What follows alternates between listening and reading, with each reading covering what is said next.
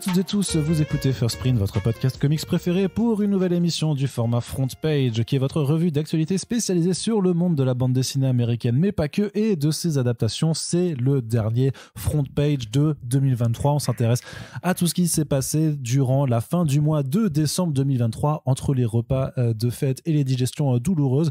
On espère que vous avez passé d'agréables moments en famille ou avec vos proches, et si vous n'étiez pas accompagné, que c'était quand même pas trop désagréable. On espère surtout que les comics, les bandes dessinées ont fait partie de vos festivités.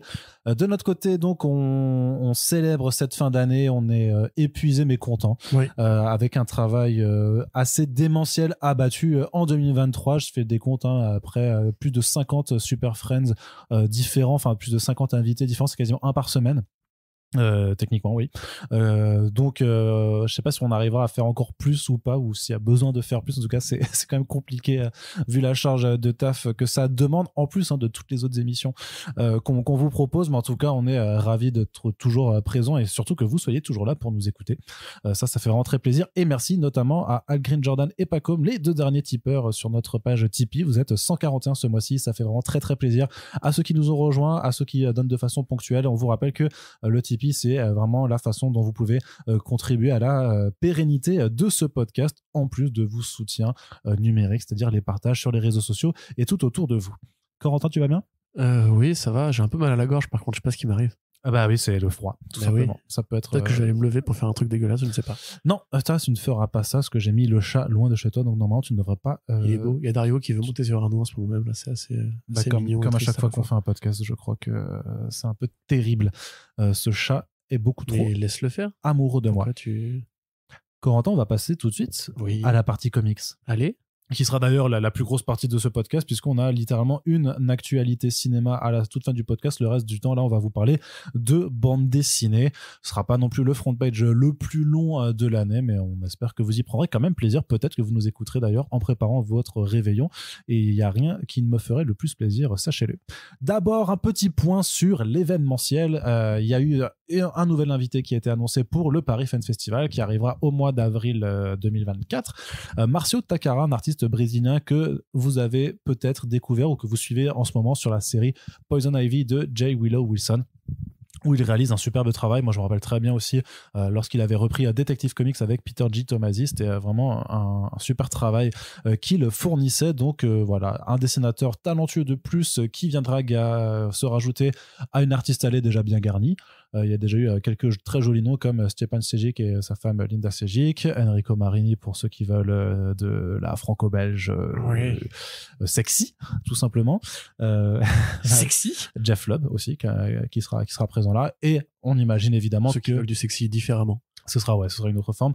Qu'est-ce que je veux dire ? Oui, donc une artiste allée qui sera forcément garnie d'autres artistes au fur et à mesure des prochaines semaines, puisque les annonces se font au compte-gouttes. D'ailleurs, on sait déjà que le label 119, on va en reparler un petit peu après, normalement devrait avoir son stand également. Donc voilà, il y aura quand même à nouveau de bonnes choses à faire, et on sera ravis d'aller pointer nos faces en avril 2024 à cette 3e édition, pour le coup, du Paris Fan Festival. Autre bonne nouvelle aussi pour ceux qui habitent en France et qui aiment...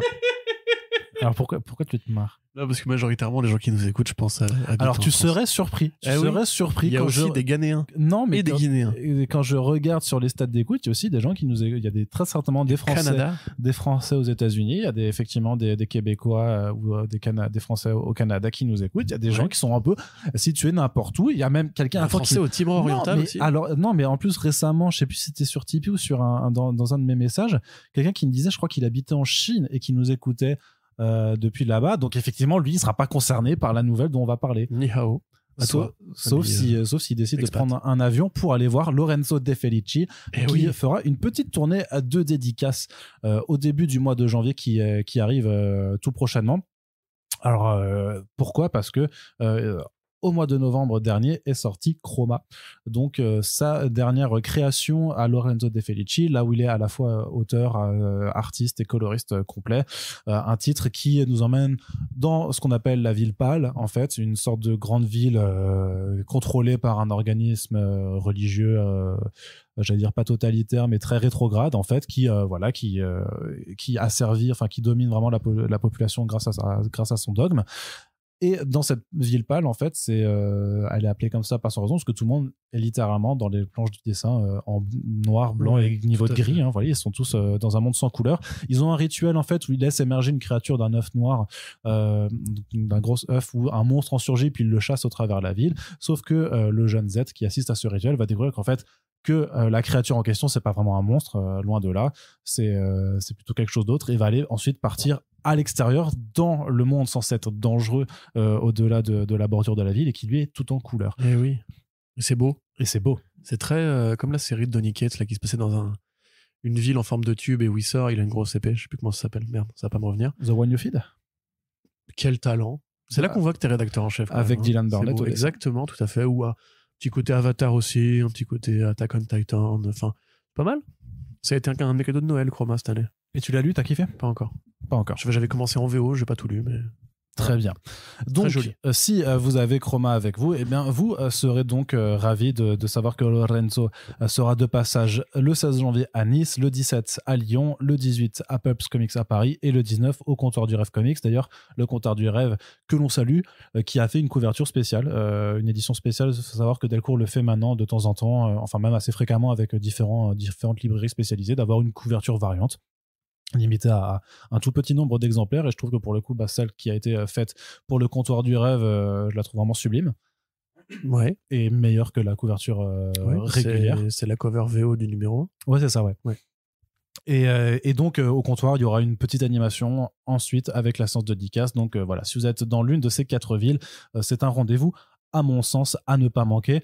Et on espère d'ailleurs que, et après ça devrait se faire, sans trop de doute, que Lorenzo De Felici fera partie de nos invités Super Friends de ce début d'année, puisque au-delà de Chroma, il y a aussi VOD Rivals qu'il fait avec Robert Kirkman, après donc Oblivion Song qui était leur précédente collaboration. Donc on a pas mal de choses à lui demander, on a pas mal de sujets à aborder avec lui.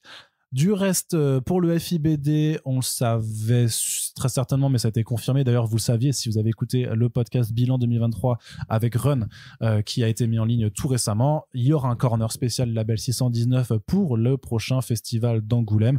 Donc, c'est plus que simplement une table avec une déco 619 sur un stand rue de Sèvres. Là, c'est vraiment un corner dédié sur lesquels, en fait, il y aura déjà beaucoup des artistes du label, puisque il y aura Run, forcément, Guillaume Singelin, Florent Mandou et Mathieu Bablet, les tauliers, les grands.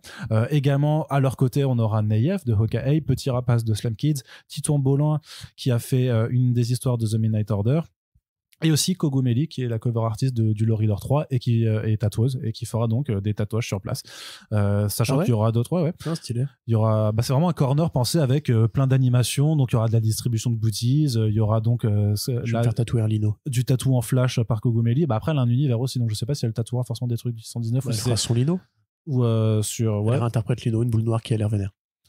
Ouais, mais parce que faut que tu regardes son style, un truc un peu très culture asiatique, mais façon un peu Junji Ito, tu vois, dans l'horreur un peu Godzilla, un peu bizarre. Après, si tu vois la cover du Law Reader 3, tu vois un petit peu son univers. Je vois.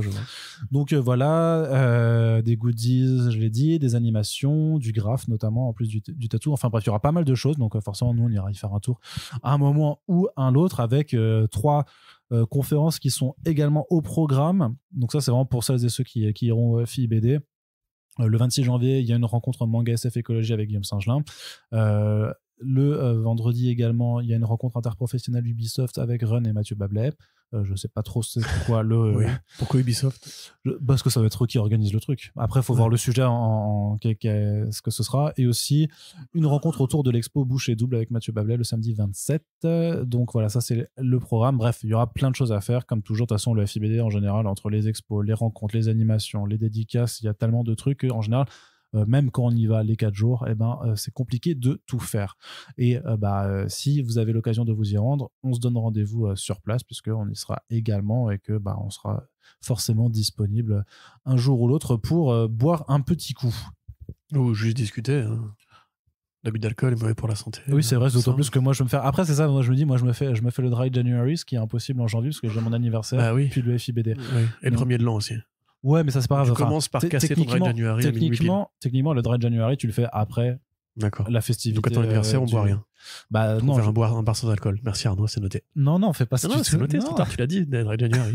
Jamais de la vie. Allez, Corentin, pas mal. On a remis ça en janvier quand même. Enfin... Ouais, mais c'est pour la bonne résolution, c'est tout. C'est le côté un petit peu, on a bien déconné, maintenant on calme le jeu, quoi. Toi, j'en sais rien. Oui, je sais pas non plus. Arnaud, ensuite. Des sorties. Alors, des sorties qui arrivent, notamment du côté de Kinaï et des éditions Kinaï.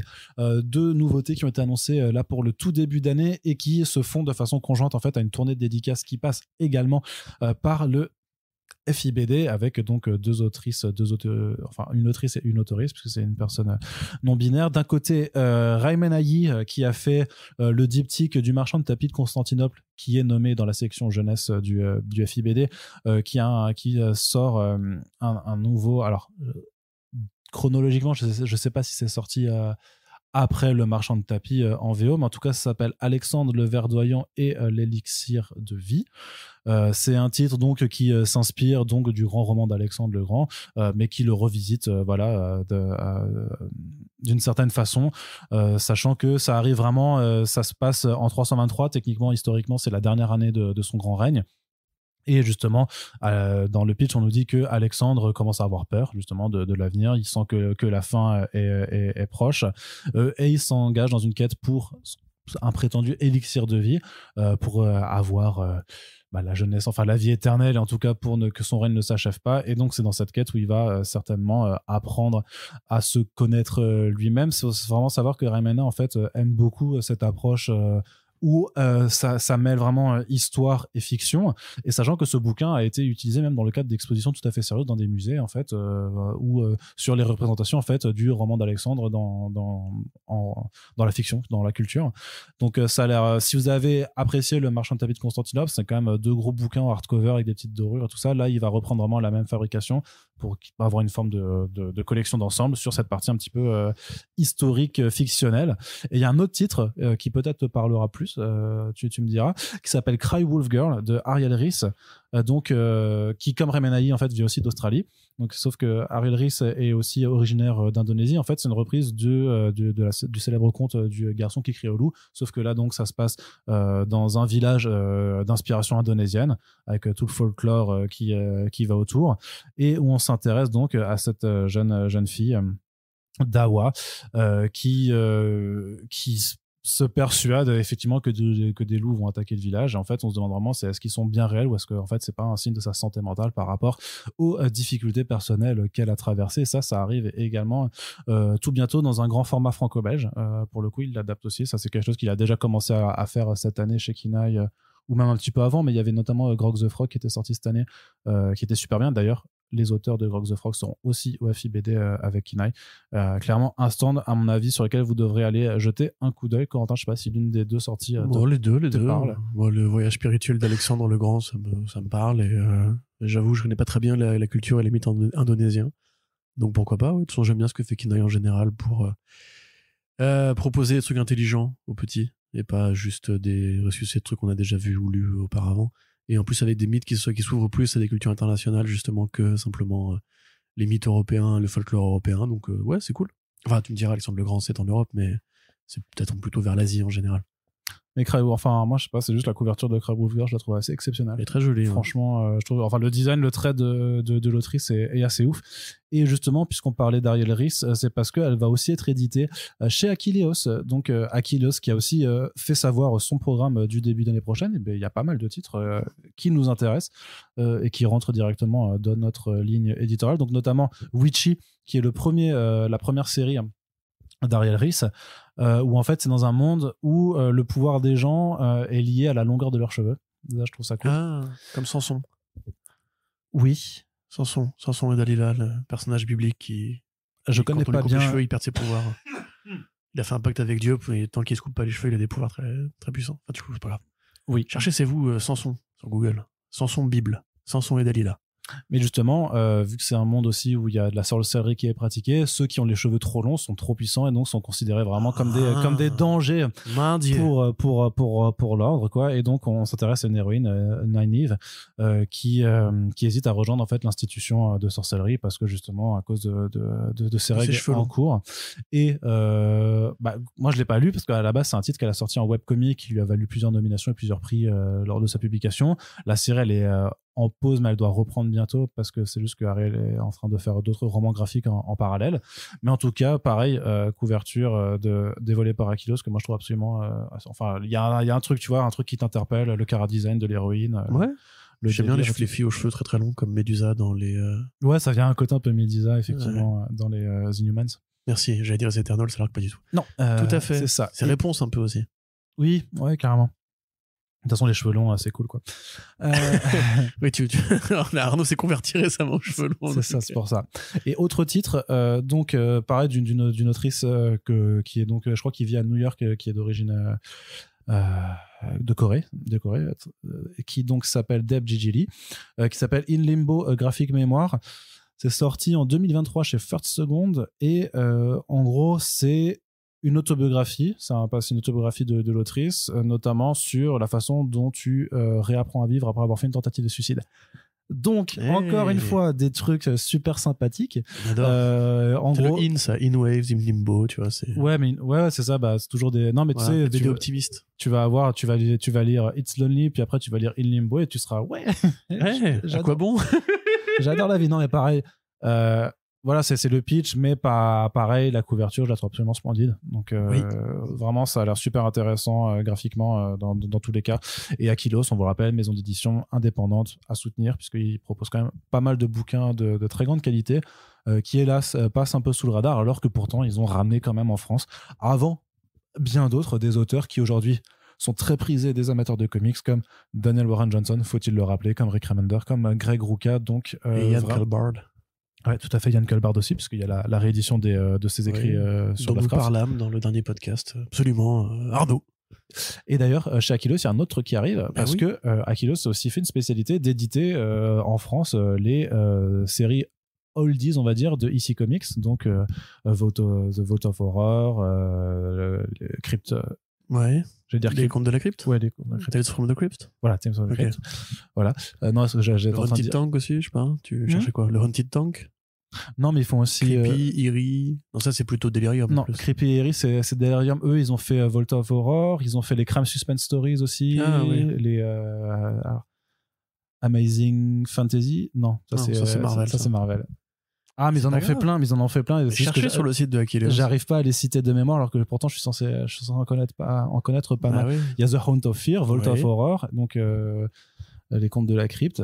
Et donc, il y en a une nouvelle là, où là c'est plus donc, des récits de guerre qui s'appelle Frontline Combat. Absolument. Est-ce que tu peux m'en parler un peu, ça? Oui, d'accord. Moi je crois que j'allais juste dire oui à tout ce que tu allais dire dans ce podcast. Les Frontline Combat, alors c'est une anthologie militaire qui démarre au début des années 50 en parallèle de ce qu'on a appelé la guerre de Corée, qui est un passage célèbre de la guerre froide, en fait, où le fameux scission entre la Corée du Nord et la Corée du Sud, la Corée du Nord communiste, la Corée du Sud plutôt libertariste, on va dire, et l'appui des Américains qui ont participé à l'envoi de troupes, et ce qui a en fait relancé la propagande militaire, l'imaginaire militaire, l'entrain va en guerre de cette période-là, et aussi du fait que à l'époque les comics étaient relativement liés au complexe militaro-industriel, puisqu'on distribuait aussi des fanzines et des sériels officiels aux GI quand ils allaient bastonner des étrangers internationaux. Donc effectivement, cette série-là de EC Comics, elle est éditée et écrite par Harvey Kurtzman. Harvey Kurtzman, légende de l'industrie, légende de la colorisation en comics, légende de l'édition de périodiques parodiques, comme par exemple Mad Magazine. Voilà, Mad Magazine, c'est Harvey Kurtzman. Un mec ultra respecté par toute l'industrie de cette période-là, même par René Goscinny. Voilà, cette anecdote-là existe aussi. Et Kurtzman, en fait, effectivement, avait pris en fait les commandes de ce projet-là, en décidant de faire différemment de ce qui était proposé en général chez ICI à ce moment-là. C'est-à-dire que généralement, une anthologie, il y a un éditeur qui donne des espèces de guidelines et qui prend des équipes créatives qui vont aller en rotation et trouver des idées elles-mêmes. Lui était plutôt vraiment à la supervision, au point de chaperonner vraiment la moindre histoire qu'il écrivait et dont il donnait aussi des consignes de découpage pour qu'il y ait une unité graphique et une uniformité en fait dans le rythme et la saccade des combats. Donc c'est vraiment une super série militaire qui est considérée comme un des monuments du genre du comics martial, qui a inspiré des tonnes ensuite d'héritiers et de clones. Malheureusement, c'est une série qui a aussi été compliquée à éditer parce que une fois que la guerre de Corée s'est terminée, les Américains qui changent d'avis très vite, en fait, on se rappelle que après la Seconde Guerre mondiale, les comics de super-héros sont tombés en désuétude. Et après la guerre de Corée, presque immédiatement, les comics militaires ont connu un déclin assez rapide. Et donc, il n'y a que 15 numéros qui existent de Frontline Combat, mais avec des artistes très connus, notamment Hollywood. Hein, voilà, excusez du peu. Joe Kubert aussi, enfin pas mal de très très grands noms de cette période-là, pour des histoires qui vont à la fois explorer les champs de bataille de la guerre de Corée et de la Seconde Guerre mondiale et de champs de bataille plus historiques. Enfin, ça brasse différents sujets, c'est pas du tout juste une seule guerre comme peut-être la guerre de Charlie chez Delirium par exemple. Donc voilà, ça revient, c'est cool. Moi j'avoue que j'avais pas tout lu de ces BD-là parce que je suis pas un grand amateur de BD militaires, mais on sait qu'en France il y en a quand même quelques-uns. Hein. C'est les mecs qui visitent les musées de Omaha Beach et compagnie, qui savent exactement à quelle rotation les tourelles d'un tank vont entre 45 et 47. Donc voilà, c'est cool, très bien, merci à Kileos pour les travaux et tout ça. Voilà, et c'était Weird Fantasy que je recherchais. Mais voilà. Weird Fantasy et Weird Science qui sont également d'autres titres. Et Weird Science qui a accouché d'un film. Oui. Tout à fait. Comment il s'appelle déjà le réalisateur de Breakfast Club? John Hughes. Voilà. Yes. Il y a un film de John Hughes qui s'appelle Weird Science et qui est basé sur une des histoires de Weird Science. Et ensuite, ce film a donné la série. Weird Science, Code Lisa. Et oui, tout à fait. Incroyable. Voilà. Merci ici Comics pour Code Lisa. Ah bah ouais, c'était trop bien. C'était trop bien Code Lisa. Je pense que ça a très mal vieilli, mais en tout cas dans mon souvenir. Mais moi, j'adorais le frère. C'était, je sais pas, c'est Garrett, non? Wyatt, je sais plus comment il s'appelle. Alors là, mon gars, t'avais le frère d'un des deux héros qui était un militaire en fait, sauf qu'il retournait à la maison et tout ça. Mais con comme ses pieds, vraiment, il est trop bête il est vraiment bête tout le temps. Mais hilarant quoi. Mais les deux, cette série était incroyable, je trouve. C'est deux geeks qui créent une femme robot. C'est ça. Voilà. Ça a pas bien vieilli du coup. Non mais parce que dans le côté très Dr Slump, très un peu adolescent pervers du truc, tu vois. Sauf qu'en vrai, elle les faisait tourner en bourrique, puis il y avait ça part dans tous les sens. Oui, vraiment, c'est complètement absurde et tout ça. Non, vraiment. Et dans le film, il y a déjà un mec qui jouait dans les Goonies, espèce de mec moche là, qui est grand avec un handicap physique assez sérieux. Et il y a Robert Downey Jr., un jeune Robert Downey Jr. dans un film basé sur DC Comics. Donc déjà à l'époque, premier comic book movie pour Downey. Vous le saviez-vous, Robert Downey Jr. a incarné Tony Stark dans le MCU. Exactement. Ça, c'est une grosse anecdote quand même. Le saviez-vous? Il a commencé sa carrière à 15 ans dans les films de son père. Allez, Corentin, une autre sortie en VF que je voulais aborder avec toi. Oui, Earth Divers, premier titre à venir en 2024 chez Black River. Oui, pardon là. Oh là là. Oui, absolument. Alors Earth Divers, c'était l'une des séries qui avait été mise en développement par Mark Doyle quand il est arrivé chez IDW Publishing et qu'il a essayé de reconquérir un peu le marché indé des créations originales. Donc il y a pas mal de projets qui avaient été annoncés à ce moment-là. Malheureusement, ça n'a pas pris ou ça n'a pas été exactement couronné de succès, dans le sens où quelques-unes de ces séries-là n'ont pas été en fait validées du tout, qu'il n'y a pas eu de seconde vague dans la foulée. En fait, il s'est plus concentré sur les séries, sur l'envie de faire revenir Scott Snyder avec les Dark Spaces là, et c'est un peu devenu le nouveau cheval de bataille de Mark Doyle chez IDW. Earth Divers, ça a quand même duré assez longtemps, je sais même pas si c'est fini d'ailleurs, parce que ça a quand même duré un nombre assez bizarre de 13 numéros, ce qui est pas un format très atypique dans les créations originales. C'est l'histoire, en fait, dans le futur, en 2112, la Terre est sur le point de s'effondrer du poids de l'activité humaine, la pollution, le réchauffement climatique, tout ça, et un groupe de descendants amérindiens, donc des Premières Nations d'Amérique, va entreprendre de partir dans le passé et d'empêcher Christophe Colomb de découvrir ce que eux appellent l'Amérique, hein, parce qu'évidemment Christophe Colomb n'a pas ça doit être pardon, je t'interromps juste, vas-y. Mais ça continue, il y a un numéro 14, un numéro 15 qui arrive. Ok, donc c'est pas fini. Ouais. Ouais. J'ai pas tout lu, excusez-moi. Mais donc voilà, c'est d'empêcher Christophe Colomb de découvrir l'Amérique selon le mythe bien figé et stupide que Christophe Colomb a découvert l'Amérique, ce qui est faux à deux niveaux, puisqu'en fait c'est les Scandinaves qui ont découvert l'Amérique du Nord avec le Labrador, je crois que c'était, et ensuite c'est Amerigo Vespucci qui a donné le nom Amérique, puisque Christophe Colomb pensait être arrivé aux Indes. Mais dans l'idée américaine classique, en fait, c'est effectivement là que commence la fondation de la civilisation américaine, et dans l'idée états-unienne, la seule civilisation intéressante étant la civilisation nord-américaine. Le scénariste, j'ai oublié son nom, excuse-moi, part du principe que le réchauffement climatique a été amorcé par l'homme blanc et le capitalisme, etc. C'est Stephen Graham Jones. Voilà, Stephen Graham Jones, merci. Et donc, effectivement, si tu veux partir de l'idée qu'il y a une sorte de point zéro où l'humanité a commencé à massacrer la nature ou à imposer ce système de domination par le capital et compagnie. Voilà, c'est pas idiot de commencer par là. Alors le projet, je vous avoue bien humblement, moi j'ai pas été au bout parce que il y a une double narration passé et présent que je trouve assez mal dosée. À mon avis, ce projet-là, en fait, il intervient juste pour deux raisons chez Black River, et c'est très personnel comme analyse, mais comme quand ils avaient fait Seven Swords, Sept Lames, en parallèle de la sortie de Les Trois Mousquetaires de Bourboulon, là, on peut se dire que le Killers of the Flower Moon est sorti au cinéma et va arriver sur Apple TV+ en France bientôt. Que à côté de ça, il y a la série Echo qui arrive le 14 janvier et que Earth Divers sort le 11 janvier. Tu peux te dire que c'est une façon, comme une autre, d'économiser des coûts publicitaires en se disant, bon, bah, les gens vont regarder à cet endroit-là. La fiction amérindienne revient un peu sur le devant de la scène parce que, bah, un grand metteur en scène et un grand studio de cinéma, enfin, Marvel Studios en l'occurrence, seraient intéressés à ce sujet-là. Parce que à mon avis, c'est pas forcément un critère de qualité qui fait que Earth Divers arrive en France. Eh bien, j'ai une analyse tout à fait différente de la tienne, même si je serais beaucoup... Piétine-moi. Bah, je vais te piétiner, mais après, ce sera plus pragmatique, hein, des données factuelles qui feront, effectivement, qui vont te mettre à plat. Vas-y. Non, d'une part, que Stephen Graham Jones, l'auteur, en fait, c'est pas qu'un scénariste de BD, c'est un romancier à la base, qui a fait beaucoup de bouquins, et notamment enfin voilà, donc il a quand même en fait un parc de lecteurs en dehors de la bande dessinée qui est potentiellement déjà important. Il a notamment fait Mon cœur est une tronçonneuse, My Heart is a Chainsaw, qui a reçu Bram Stoker Award et tout ça. C'est, alors tu connaîtras pas, je pense que c'est quand même quelqu'un qui a de l'appel en fait au parti d'un lectorat plus large, et surtout que Earth Divers, tout simplement, ça a été optionné pour être une série télé, et que littéralement 100%, enfin j'allais dire 80% des bandes dessinées hors licence qui ont été publiées par Black River ont toutes une adaptation en mouvement. Leur grand malheur, c'est qu'en fait justement elles sont toutes en développement et que pour l'instant il n'y a rien qui soit prêt de sortir, mais on peut dire qu'il y a une stratégie de vouloir un petit peu miser sur l'avenir, parce que Marjorie Finnegan, il y a une adaptation, je sais plus. Oui, Marjorie Finnegan, c'est Garth Ennis surtout qui fait oui, que mais quand tu regardes le point, bah oui et non, parce que quand tu regardes le point commun, si non, mais quand tu regardes le point commun en fait de tous ces albums sortis là, c'est pas juste les auteurs, c'est il y a des adaptations en développement. Marjorie Finnegan, ils avaient aussi fait A Walk Through Hell juste avant, qui a aussi une adaptation. Non, mais 80% des comics c'est facilité, modernes non, mais ont une adaptation en cours, Arnaud, c'est facile, et 75% n'en auront pas de toute façon à la fin.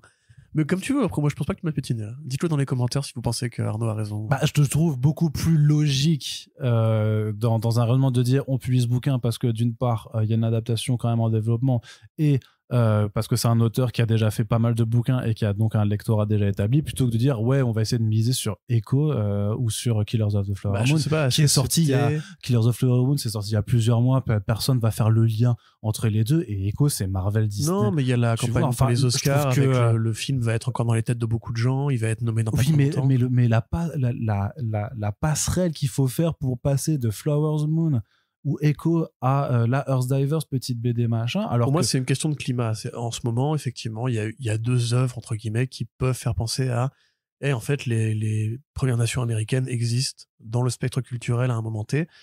Et je pense que ça rentre dans un calcul. Après, encore une fois, Sept Lames, par exemple, il n'y avait pas de série télé en développement. Et en l'occurrence, c'est vraiment un titre, je suis désolé, pardon, c'est vraiment un titre qui est sorti parce que les gens se sont mis à penser aux mousquetaires à l'aune du film de Bourboulon, tu vois. Oui, non, là, pour le coup, je suis quasiment sûr de moi. Enfin, on peut m'envoyer des captures de mail en mode genre, non, regarde, c'était fini il y a 25 ans et à l'époque, on savait pas qu'il y aurait un reboot. Non, attendez, s'il vous plaît. Vas-y, Arnaud recherche les captures de mail. Alors, je vais écrire tout de suite à la rédac chef l'éditorialiste en chef de Black River. Non, c'est pour voir en fait s'il y avait une adaptation ou pas. De Seven Swords. Pour Seven Swords. Je pense que pour le coup, là, pour le coup, je pense que tu avais raison qu'ils ont profité de l'appel à Mousquetaire. Autant pour Earth Divers, je pense qu'on est vraiment sur. Surtout qu'en plus, c'est une série à long cours, donc techniquement, ils s'engagent sur. Donc là, il y a le premier tome. On en est au numéro 14 et 15, donc c'est-à-dire qu'on part au moins sur 3 albums minimum.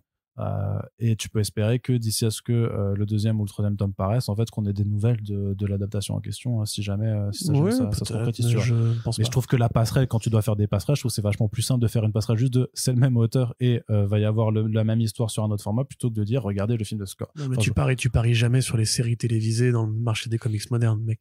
Ça, si tu veux, je peux te faire une longue liste, une très très longue liste de tout ce qui a été optionné et qui n'est jamais sorti de terre.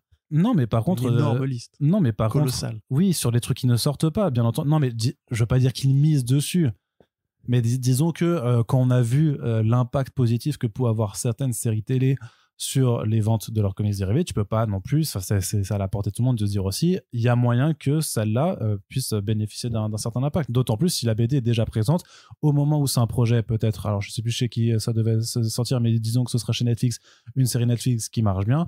Ça peut avoir des ventes, ça l'a fait sur Sandman, ça l'a fait sur Umbrella Academy, ça l'a fait sur... ça n'a rien à voir. Mais ça n'a rien à voir. Enfin, c'est des trucs qui sont taillés pour... C'était déjà des succès comics avant de devenir des succès de séries télé, de plateforme. Et puis, c'est beaucoup plus accessible.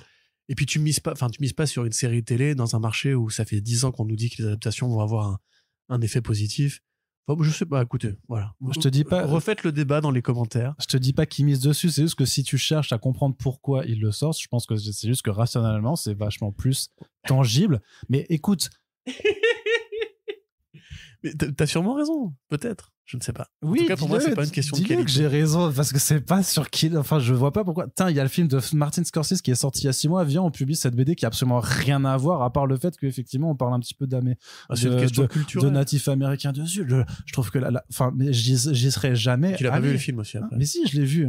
Bah, du coup, tu vois très bien que ce rapport-là, justement, entre l'Amérique mais pour moi, limite, le fait que ça prenne ce sujet-là, je veux dire, c'est pas parce qu'Oppenheimer a marché de dingue que d'un coup tu vas avoir plein d'histoires ou de séries ou de comics qui vont sortir sur la création de la bombe vachement plus éculé quand même. Bah non, mais en plus d'ailleurs Killers of the Flower Moon, je veux dire, c'est en termes de fric, ça n'a pas fait non plus un score à non, bien sûr. Donc l'impact sur les gens en termes du grand public, je pense pas non plus qu'il y a plein de gens qui se disent ah putain, les gens ils sont allés voir le dernier Scorsese surtout. Ils se sont pas dit ah putain trop bien, là il y a un gros boom de la culture amérindienne qui redémarre. Enfin, bah moi l'addition des deux me paraît, enfin ça sort le 11 janvier à 3 jours de Echo. Je sais pas, je me dis. Mais Echo ça a été décalé, en plus non, alors pour le coup non, parce qu'en plus Echo ça a été décalé à plusieurs reprises. Tu peux pas ajuster. Mais si Echo ça devait sortir en novembre, je te rappelle. Bah, peut-être que tu peux ajuster de novembre à janvier. Arnaud, pas sur les offices comme ça, tu peux pas non plus sur l'édition. Franchement, tu peux je vois pas trop. Mais bon, écoute, comme tu veux, si t'as envie de croire que Stephen Graham Jones est un best-seller absolu et que quand la série Earth Divers se fera, ce qu'elle le fera pas évidemment, il y aura un effet positif dans 3 ans si Black River a décidé de soutenir la série pendant 3 ans. On pourrait avoir ce débat. Par contre, c'est pas parce que tu connais pas un romancier qu'il est pas connu, hein, quand même. Ouais, bon, on verra les ventes. Tu me diras les ventes quand dans. Ah bah ça, par contre, c'est de l'indé, c'est du comics indé sur du format cartonné petit, petit. Donc ça, de toute façon, ça va. Déjà juste quand un auteur de comics est connu et qui passe en indé, il perd combien 80% de son lectorat en super-héros. Enfin, bref. Du côté de Hachette, cette fois-ci, juste un petit aparté. On vous avait parlé il y a quelques temps, il y a 2-3 mois maintenant, à la rentrée, il me semble, où ils avaient testé une collection pour sortir tout l'univers Ultimate dans leur fameux format cartonné que tu payes 3 balles le premier numéro. 3 balles le premier numéro, puis 7 balles le second, puis après t'es sur ton tarif normal de 13,99. 78 balles le dernier. Non, 13,99 pour avoir une collection généralement d'une 60aine d'albums. L'idée de cette collection à la base, ça avait été de dire on va vraiment vous proposer tout l'univers Ultimate, toutes les séries, donc Spider-Man, Ultimate Fantastic Four, Ultimate X-Men, tout ça, avec les crossovers et tout ça. Sauf que la nouvelle collection Hachette qui sort là en ce moment même, dont vous avez sûrement vu en plus, si vous nous écoutez, vous devez avoir les mêmes ciblages des réseaux sociaux que nous, donc vous l'avez certainement vu passer sur votre fil Facebook si vous utilisez encore cette plateforme du démon. C'est une collection avec des comics Marvel et un mug. Et alors, c'est bien, ça m'intéresse. Dans les faits. Donc le premier numéro, c'est le très célèbre récit Avengers Forever de Kurt Busiek, Carlos Pacheco, déjà édité dans 1000 collections différentes. Qu'est-ce qui se passe avec Busiek en ce moment-là? Tout le monde le remet en avant. C'est peut-être Pacheco plutôt là parce qu'il est mort et que du coup. T'as raison. Tu vois, il y avait Panini qui avait fait. C'était Ultron Forever, Ultron Noir qu'ils avaient refait. Non, c'est Ultron Forever qui vont. Et après, ils avaient fait un must-have aussi avec du Busiek. Enfin bref. C'est pas la Oui, première fois qu'on après, parle de ça, Bushek depuis ces 3 derniers mois. la politique de réédition sous différents formats, effectivement, on l'avait vu entre les must-have et les collections à petit prix, ça avait été un peu parfois, il y a eu un mauvais timing de la part de Panini. Non, là, en gros, c'est juste que bon, c'est quand même Avengers Forever avec un mug, et les mugs en question, leur intérêt, c'est que c'est à chaque fois sur la décoration, c'est un strip, c'est une case ou un ensemble de cases de la bande dessinée. Donc, effectivement, originalité. Le truc, c'est que autant le premier numéro est offert. Donc en fait, il faut payer que le 5 € de frais de port, et donc tu peux avoir Avengers Forever qui est un bon récit en tant que tel, on va pas cracher dessus. Et un mug. Et un mug. Autant après, c'est 25 € plus 5 € de frais de port, donc 30 balles. Pardon ? C'est 30 balles. Bah, et surtout que du coup, vu que ça dure 60 numéros, c'est-à-dire qu'à la fin, tu te retrouves avec 60 albums de BD, mais surtout... Avec 60 mugs. Et 60 mugs. C'est une blague. Et c'est ça qui est... Ah, les marchands de tapis, putain. Du coup, t'as 60... Non, alors, 29... Non, 60 tomes, t'as dit ? Ouais. 60 récits Marvel. C'est une blague ? Non. Mais surtout, balles à chaque fois. Oui, mais parce que t'as les 5 € de frais de port, donc c'est 25 plus 5 € de frais de port, quoi. Mais surtout, qui peut se permettre d'avoir 60 mugs chez lui? Bah, moi, je dois pas être loin de ça, en fait, mais toi, t'as un mal dans ta tête aussi. Je vis avec une femme qui aime beaucoup le thé, et qui aime beaucoup les tasses. Non, je dois en avoir une cinquantaine. Ouais, bah, pas loin, ouais. Mais surtout, je comprends pas le délire, effectivement, parce que déjà, de base, ça fait 59 fois 30 balles. C'est déjà n'importe. Mais ça, après, ça dépend du rythme. Si c'est non, mais en plus, c'est avec une fresque, je suis sûr, non? C'est encore avec leur fresque à la con. Oui, il doit y avoir. Alors, frise à la con, là. Oui, il y a une frise. Oh là là, saloperie, putain. C'est vraiment toutes les bonnes idées. Et puis même, ça fait 25 €, mais on n'a pas d'idée de la durée moyenne d'un album. Si, c'est du soir. Pour le 6 coup. numéros, quoi. Non, c'est un peu plus, parce qu'ils disent à chaque fois, là en l'occurrence Avengers Forever, c'est quand même un long récit, c'est un long récit, et puis sur la pub ils disent que c'est à chaque fois que c'est 2 récits sinon, donc c'est un équivalent, je pense que c'est du 200 pages quand même à chaque fois, tu vois. Donc en termes de rapport pagination prix, vu qu'il y a le mug avec, tu vois, c'est pas déconnant, on va dire, par rapport, mais je trouve ça, forcément, t'avais la collection X-Men où c'était 13,99 l'album de 160 pages et quelques, mais moi c'est plus le côté juste, mais qui veut vraiment avoir 60 putains de mugs chez soi, quoi. Non, mais je pense à la limite, si t'as genre un album où tu vois que le mug il est joli, tu prends que celui-là et puis c'est tout. Ouais, mais alors le truc c'est que c'est la fameuse théorie du plus produit, tu vois, tu rajoutes un truc dans le panier pour faire plaisir, tu vois. À une époque, c'est 312 pages à Avengers Forever, donc on sera sur du 300, voilà, 300 pages quand même, je pense. À l'époque, c'était les feuilles de stickers autocollants, puis il y a eu les porte-clés, c'est la logique pif gadget, quoi. Après, non, moi c'est plutôt, je vois aucun intérêt de suivre la collection avec ce format-là, avec ce prix-là et avec ce plus produit-là, effectivement, parce que même pas les 60 mugs, parce qu'à la limite tu peux faire des cadeaux, tu peux les revendre, et puis il y a un côté un peu collector. Mais surtout, c'est beaucoup de tomes quand même. C'est beaucoup de tomes pour un prix. Mais ça, ils le font à chaque fois, par contre. Quoi. Ils le font à chaque fois. Hein. Tu sais, la collection de X-Men, c'était 13,99. Oui, c'est sûr. Voilà, mais parce qu'il n'y avait pas de mug. Quand même. Oui, mais il n'y avait pas de mug. C'est tous les combien? C'est tous les mois. Hein. Ouais, laisse tomber. Impossible.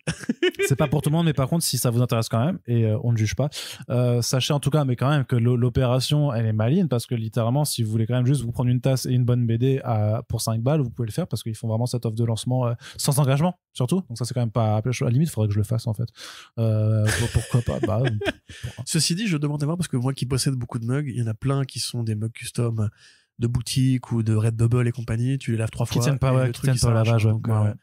Voilà, moi j'ai acheté beaucoup de mugs comme ça, de Spider-Man et compagnie, où en fait tu les laves, tu les récures un peu, c'est terminé. Donc faites gaffe quand même, parce que vu le prix, je pense que... Tu penses que ce sera pas des bons... Non, je pense pas. Ok. J'ai un doute. Très bien. Mais en tout cas, voilà, si ça vous intéresse, c'est vraiment sur leur site internet qu'il faut passer commande, parce qu'effectivement, avec le package... Non, mais parce qu'avec le packaging en question, en fait, ils sont pas disponibles dans les kiosques. Tout simplement, je crois. C'est pas possible. Voilà. Donc, n'hésitez pas. Mais en tout cas, je sais pas si c'est... Ou hésitez. Ou hésitez, non, mais... N'hésitez pas à vous renseigner. Non, ce que je veux dire, c'est que je me dis, est-ce que là, du coup, la collection Ultimate, ça a pas trouvé, le test n'a pas été concluant, ils vont pas la faire, ou est-ce que c'est parce que Panini, entre-temps, a annoncé republier Ultimate Spider-Man et Ultimate et peut-être d'autres trucs dans leur collection de poche, là. Je sais pas si c'est lié, en fait, à ça ou pas. Affaire à suivre. En tout cas, ce sera pas encore pour tout de suite du côté de Hachette. Et franchement, quand je pense qu'ils avaient aussi une collection Hellboy qu'ils avaient testé qui avait pas pris, tu vois, je trouve ça terrible. Ouais. Ça, c'était vraiment terrible. C'est encore plus terrible pour la collection Ultimate, du coup. Ouais, mais après, ça dépendrait... Tu mets des mugs Ultimate. Non, mais c'est Avec pas. Captain America qui pointe son front et qui fait Non, il mais n'y a pas écrit France là. Après, c'est la collée. Mais incroyable, ça te casse toujours. Mais ça avoue que plus tu la lis en vieillissant, plus tu dis, ouais, à l'époque, ça devait être. Ça devait être un putain de shitstorm. Ouais. Mais ce que je veux dire, c'est que non, mais il faudrait voir comment ça t'est publié parce que c'était vraiment, tu sais, ils proposaient Ultimate Spider-Man 1, puis Ultimate 1, puis enfin, tu sais, c'est pas dépareil. Je pense qu'après, ta frise, enfin, si tu vas avoir ta frise, t'as pas non plus les tomes dans l'ordre, donc ça dépend de comment tu. De toute façon, enfin, les frises de 60 albums, mais personne n'a un rayonnage assez gros. Ah, si, je vois passer des photos. Mais il y a des gens, Corentin, qui ont de la place, qui ont des belles bibliothèques. Mais du coup, tu t'obliges aussi à acheter les albums qui ne t'intéressent pas pour avoir ta frise complète. Oui, mais c'est le principe de la frise, quoi. Bah oui, mais c'est le principe des frises. C'était comme C'était comme les collections petit prix avec 10 albums. T'en avais que 8 qui t'intéressent, tu vas prendre les 2 autres juste pour avoir ta frise complète, tu vois. Non, qui a fait ça? Bah, plein de gens. Regarde-moi, Arnaud. C'était quand même que pas moi, 7 euros. Hein. Pas toi et pas moi, mais plein de gens quand même. Bah non, du coup. C'est le principe. J'aime pas les frises. Je trouve Très ça pas bien. Allez. Chaque album a son identité et sa personnalité. Moi, je suis d'accord aussi. Du coup, Nightclub Magic Order 4 au programme millarien de Panini, vu qu'on parlait de Mark Millar il y a de façon ultimatienne il y a 2 secondes, et ben c'est donc il sera toujours au programme. Hein, vous avez déjà dit qu'il y avait The Ambassadors notamment et Nemesis Reloaded qui arrive en début d'année chez Panini Comics, 2 titres qui sont plutôt cool. Surtout The Ambassadors à mon sens, mais Nemesis Reloaded, je trouve que c'est quand même un bon défouloir parce que Rory Jiménez au dessin, forcément ça claque. 2 autres titres qui arrivent, d'un côté Nightclub et de l'autre Magic Order 4. Donc Nightclub, que je me rappelle, Ronan Ramirez. Merci, Ronan Ramirez, qui dessine cette histoire dans laquelle un adolescent est mordu par un vampire, il a des pouvoirs de vampire, et vu que c'est un jeune adolescent à notre ère moderne, il décide d'utiliser ses nouveaux pouvoirs avec ses potes pour se faire de la maille en s'improvisant super-héros, voilà. et en diffusant tout ça sur les réseaux sociaux. Il va convertir ses potes aussi. Voilà, c'est le pitch de départ, mais forcément ça risque petit peu de partir en couille.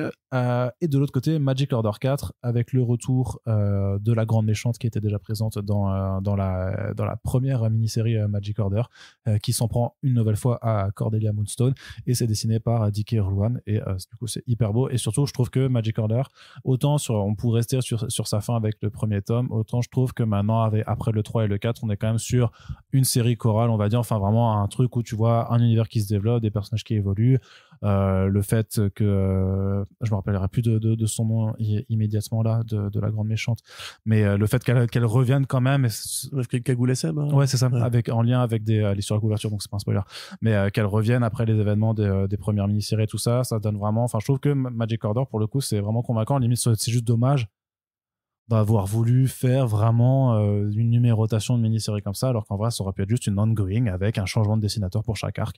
Ça aurait très bien fonctionné, et je pense que ça aurait pas non plus menti sur le propos, ou sur ce que ça racontait. Après, mais c'est un petit peu dommage, quoi. Il en fait plus d'ongoing, c'est comme ça, hein. Ouais, mais en l'occurrence là, il y a techniquement, qu'est-ce qui diffère? Alors il y a des gaps de publication effectivement entre les arcs pour le coup, mais en vrai, qu'est-ce qui empêchait qu'est-ce qui différencie Jupiter's Legacy tome 1, Jupiter's Legacy tome 2, Jupiter's Legacy Requiem, enfin c'est pareil, là c'est une temporalité différente, c'est préquel, puis c'est bien après, donc je trouve que c'est encore différent. Oui. Tu vois, dans la façon de fonctionner, alors que là littéralement ça s'enchaîne, quoi. Vraiment, c'est la suite des arcs. C'est le marché indé moderne, mon bon Kikou. C'est comme ça. Enfin, indé d'ailleurs, est-ce que c'est vraiment il faut imposer, surtout que Millar, en plus, il le sait très bien, c'est un nom qui fait vendre, donc je pense que Millar, clairement, il aurait pu faire ça. Mais en tout cas, ça ne concerne pas la VF, puisque en VF, ça ne sort qu'en album. Donc voilà. Qu'est-ce que je veux dire? Voilà, donc ça arrive au printemps. Bravo, Mark Millar. Toi, t'aimes pas? Non. Ni l'un ni l'autre? Non, absolument pas. Je déteste Nightclub. Non, ça, je le savais, ouais. Pour moi, c'est tellement vain, et tellement en fait une BD qui a 15 ans de retard. On dirait vraiment les BD qu'il faisait justement à l'époque où il était chez Icon, ou qui a commencé vraiment à se lancer en indé, où tu voyais qu'il y avait en fait toujours une espèce de logique du gadget, parce que Millar, c'est ça, c'est un auteur qui écrit au gadget, il cherche une façon de tordre une idée qu'on a déjà vue. Par exemple, Super Crooks, c'est quoi? C'est un film de braquage avec des super-héros. Point. C'est tout. Ça va pas aller plus loin que ça. En fait, tu vas aller la lire, tu vas être content, tu vas dire, ah tiens, j'ai jamais lu un film de braquage avec des super-héros. Je suis content. Supérieur, c'est simplement un film des années 90 avec un gamin qui a des super pouvoirs façon big, mais avec des super héros, et c'est un peu du Shazam aussi dans le texte. Tu vas le lire et tu vas rien apprendre de plus, sauf que c'était bien à la limite à l'époque. Et l'autre, le dernier, un peu genre Huck, là c'est pareil, c'est si Superman en fait c'était enfin non, c'est un spoiler du coup de dire l'origine. Ouais, voilà. Mais si Superman en fait c'était juste un mec sympa, et point, tu vois.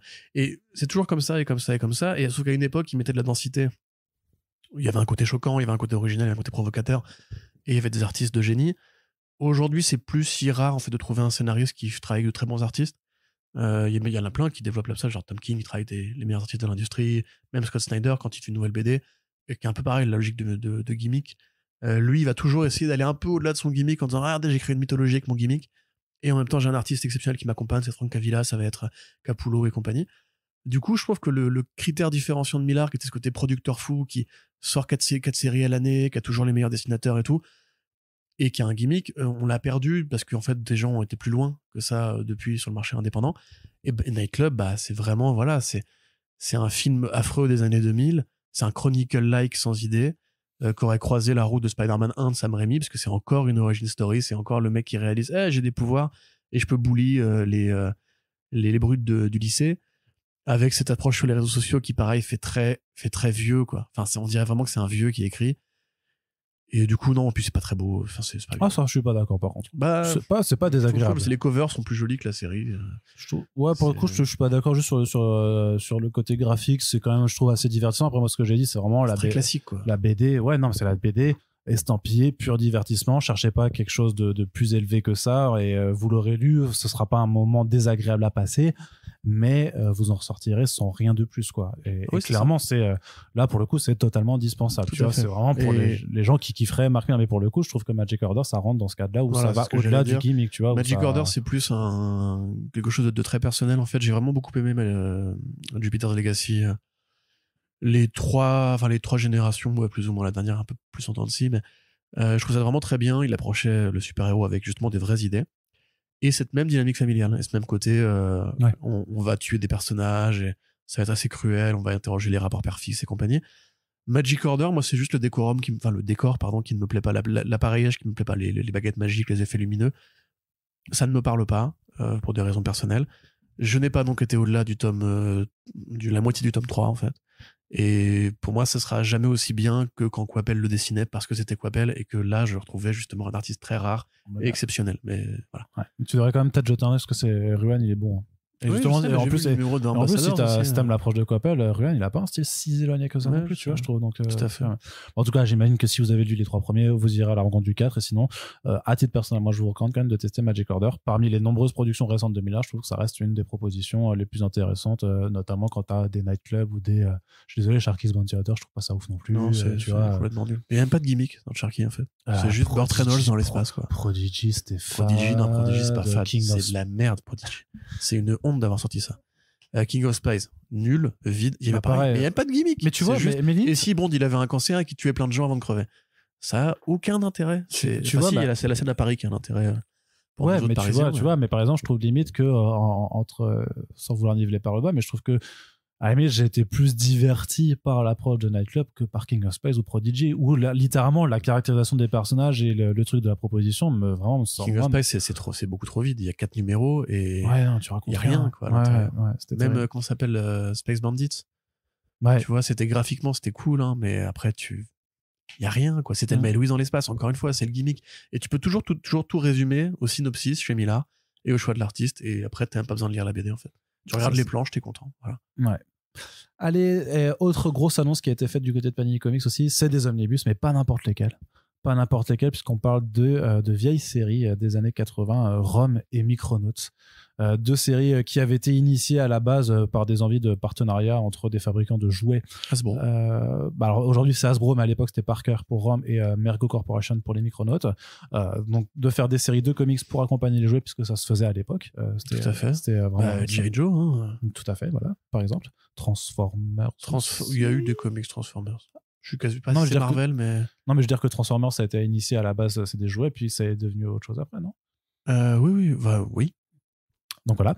Sauf que le point commun de ces 2 séries, c'est qu'en fait, elles ont complètement dépassé le seul gimmick pour le coup de c'est une série de comics dérivés de jouets pour développer ses propres personnages, son propre lore, et surtout, vu que c'était publié chez Marvel, en fait, s'intégrer à l'univers de Marvel avec des crossovers épiques entre les héros de la maison des idées. Donc c'est des séries qui ont été aussi découvertes en France dans les années 80 parce que c'était Lug qui les avait ramenées notamment dans Strange pour Rome, mais aussi les éditions Arédit qui éditaient du DC à l'époque, donc qui ont fait découvrir les Micronauts, notamment donc cet album pour les Micronauts plus le crossover avec les X-Men. Donc en fait, il y a vraiment un patrimoine d'héritage culturel en fait vraiment autour de ces deux séries, surtout que aussi le point commun c'est qu'elles n'ont jamais été publiées en intégralité en France.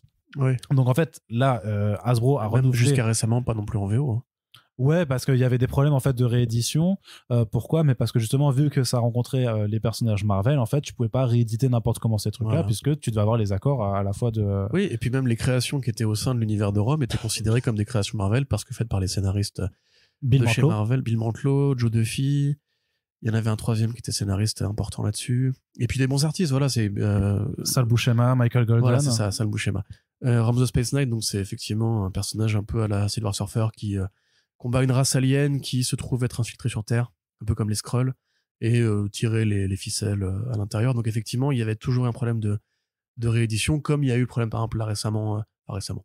Le problème avec les comics de Wildstorm qui avaient croisé les personnages de Alien, par exemple, quand la Fox a racheté Alien, Urban ne pouvait plus rééditer ces comics-là. Et c'est la même chose qui va se passer, par exemple, pour les séries Avengers et Conan le Barbare. Puisque, en fait, tu ne pourras pas les rééditer chez Titans sans l'accord de Marvel. Et Marvel ne donnera jamais son accord, puisque c'est la vie. Donc, effectivement, c'était un peu compliqué. Et moi qui ne suis pas de cette génération de lecteurs, j'ai cru comprendre que, alors particulièrement Rome, était considéré comme un vrai chef-d'œuvre des comics de l'âge de bronze, révéré par beaucoup, qui attendaient avec impatience ce retour. Quand l'annonce avait été faite en VO, il y avait des tonnes d'Américains qui étaient en mode genre, waouh, trop bien, putain, enfin, Rome va revenir, l'une des meilleures séries de SF de Marvel. Et j'avoue, je savais pas du tout que c'était à ce point-là un tel monument. Donc ça revient en France parce qu'effectivement, Hasbro et Marvel ont réussi Hasbro et Disney ont réussi à se mettre d'accord pour remettre en fait leur partenariat en mouvement. On sait qu'Hasbro est actif sur le domaine du comics de toute façon et que a priori, il n'y a pas de raison que de ne pas partager le pognon. La ligne de jouets Rome, elle a été discontinuée. Les Micronauts, c'est pareil. Donc à un moment donné, si ça peut rester un comics qui est accessible aux nouvelles générations, tant mieux. Moi, du peu que j'ai lu, je trouve ça bien. D'ailleurs, j'ai même réussi à trouver en brocante à Nantes, ça n'a rien à voir, mais en brocante à Nantes, un numéro de Strange avec la cover de Rome the Space Knight que j'ai acheté, évidemment. Ah, trop bien. Il y avait un mec qui vendait que des comics, des vieux Strange de collection, sous blister et tout. J'en ai acheté 3-4, je suis trop content. Mais du coup, ouais, non, je pense à Nicolas Beaujouan, par exemple, éditeur en chef, on dit du coup. Directeur de collection. Directeur de collection de 404, qui lui, pour le coup, était ravi d'apprendre la nouvelle de la réédition en VO de Rome. Parce que, voilà, je te dis, pour une génération, ça a vraiment compté. Donc c'est chouette pour eux, et puis on pourra découvrir ça nous aussi.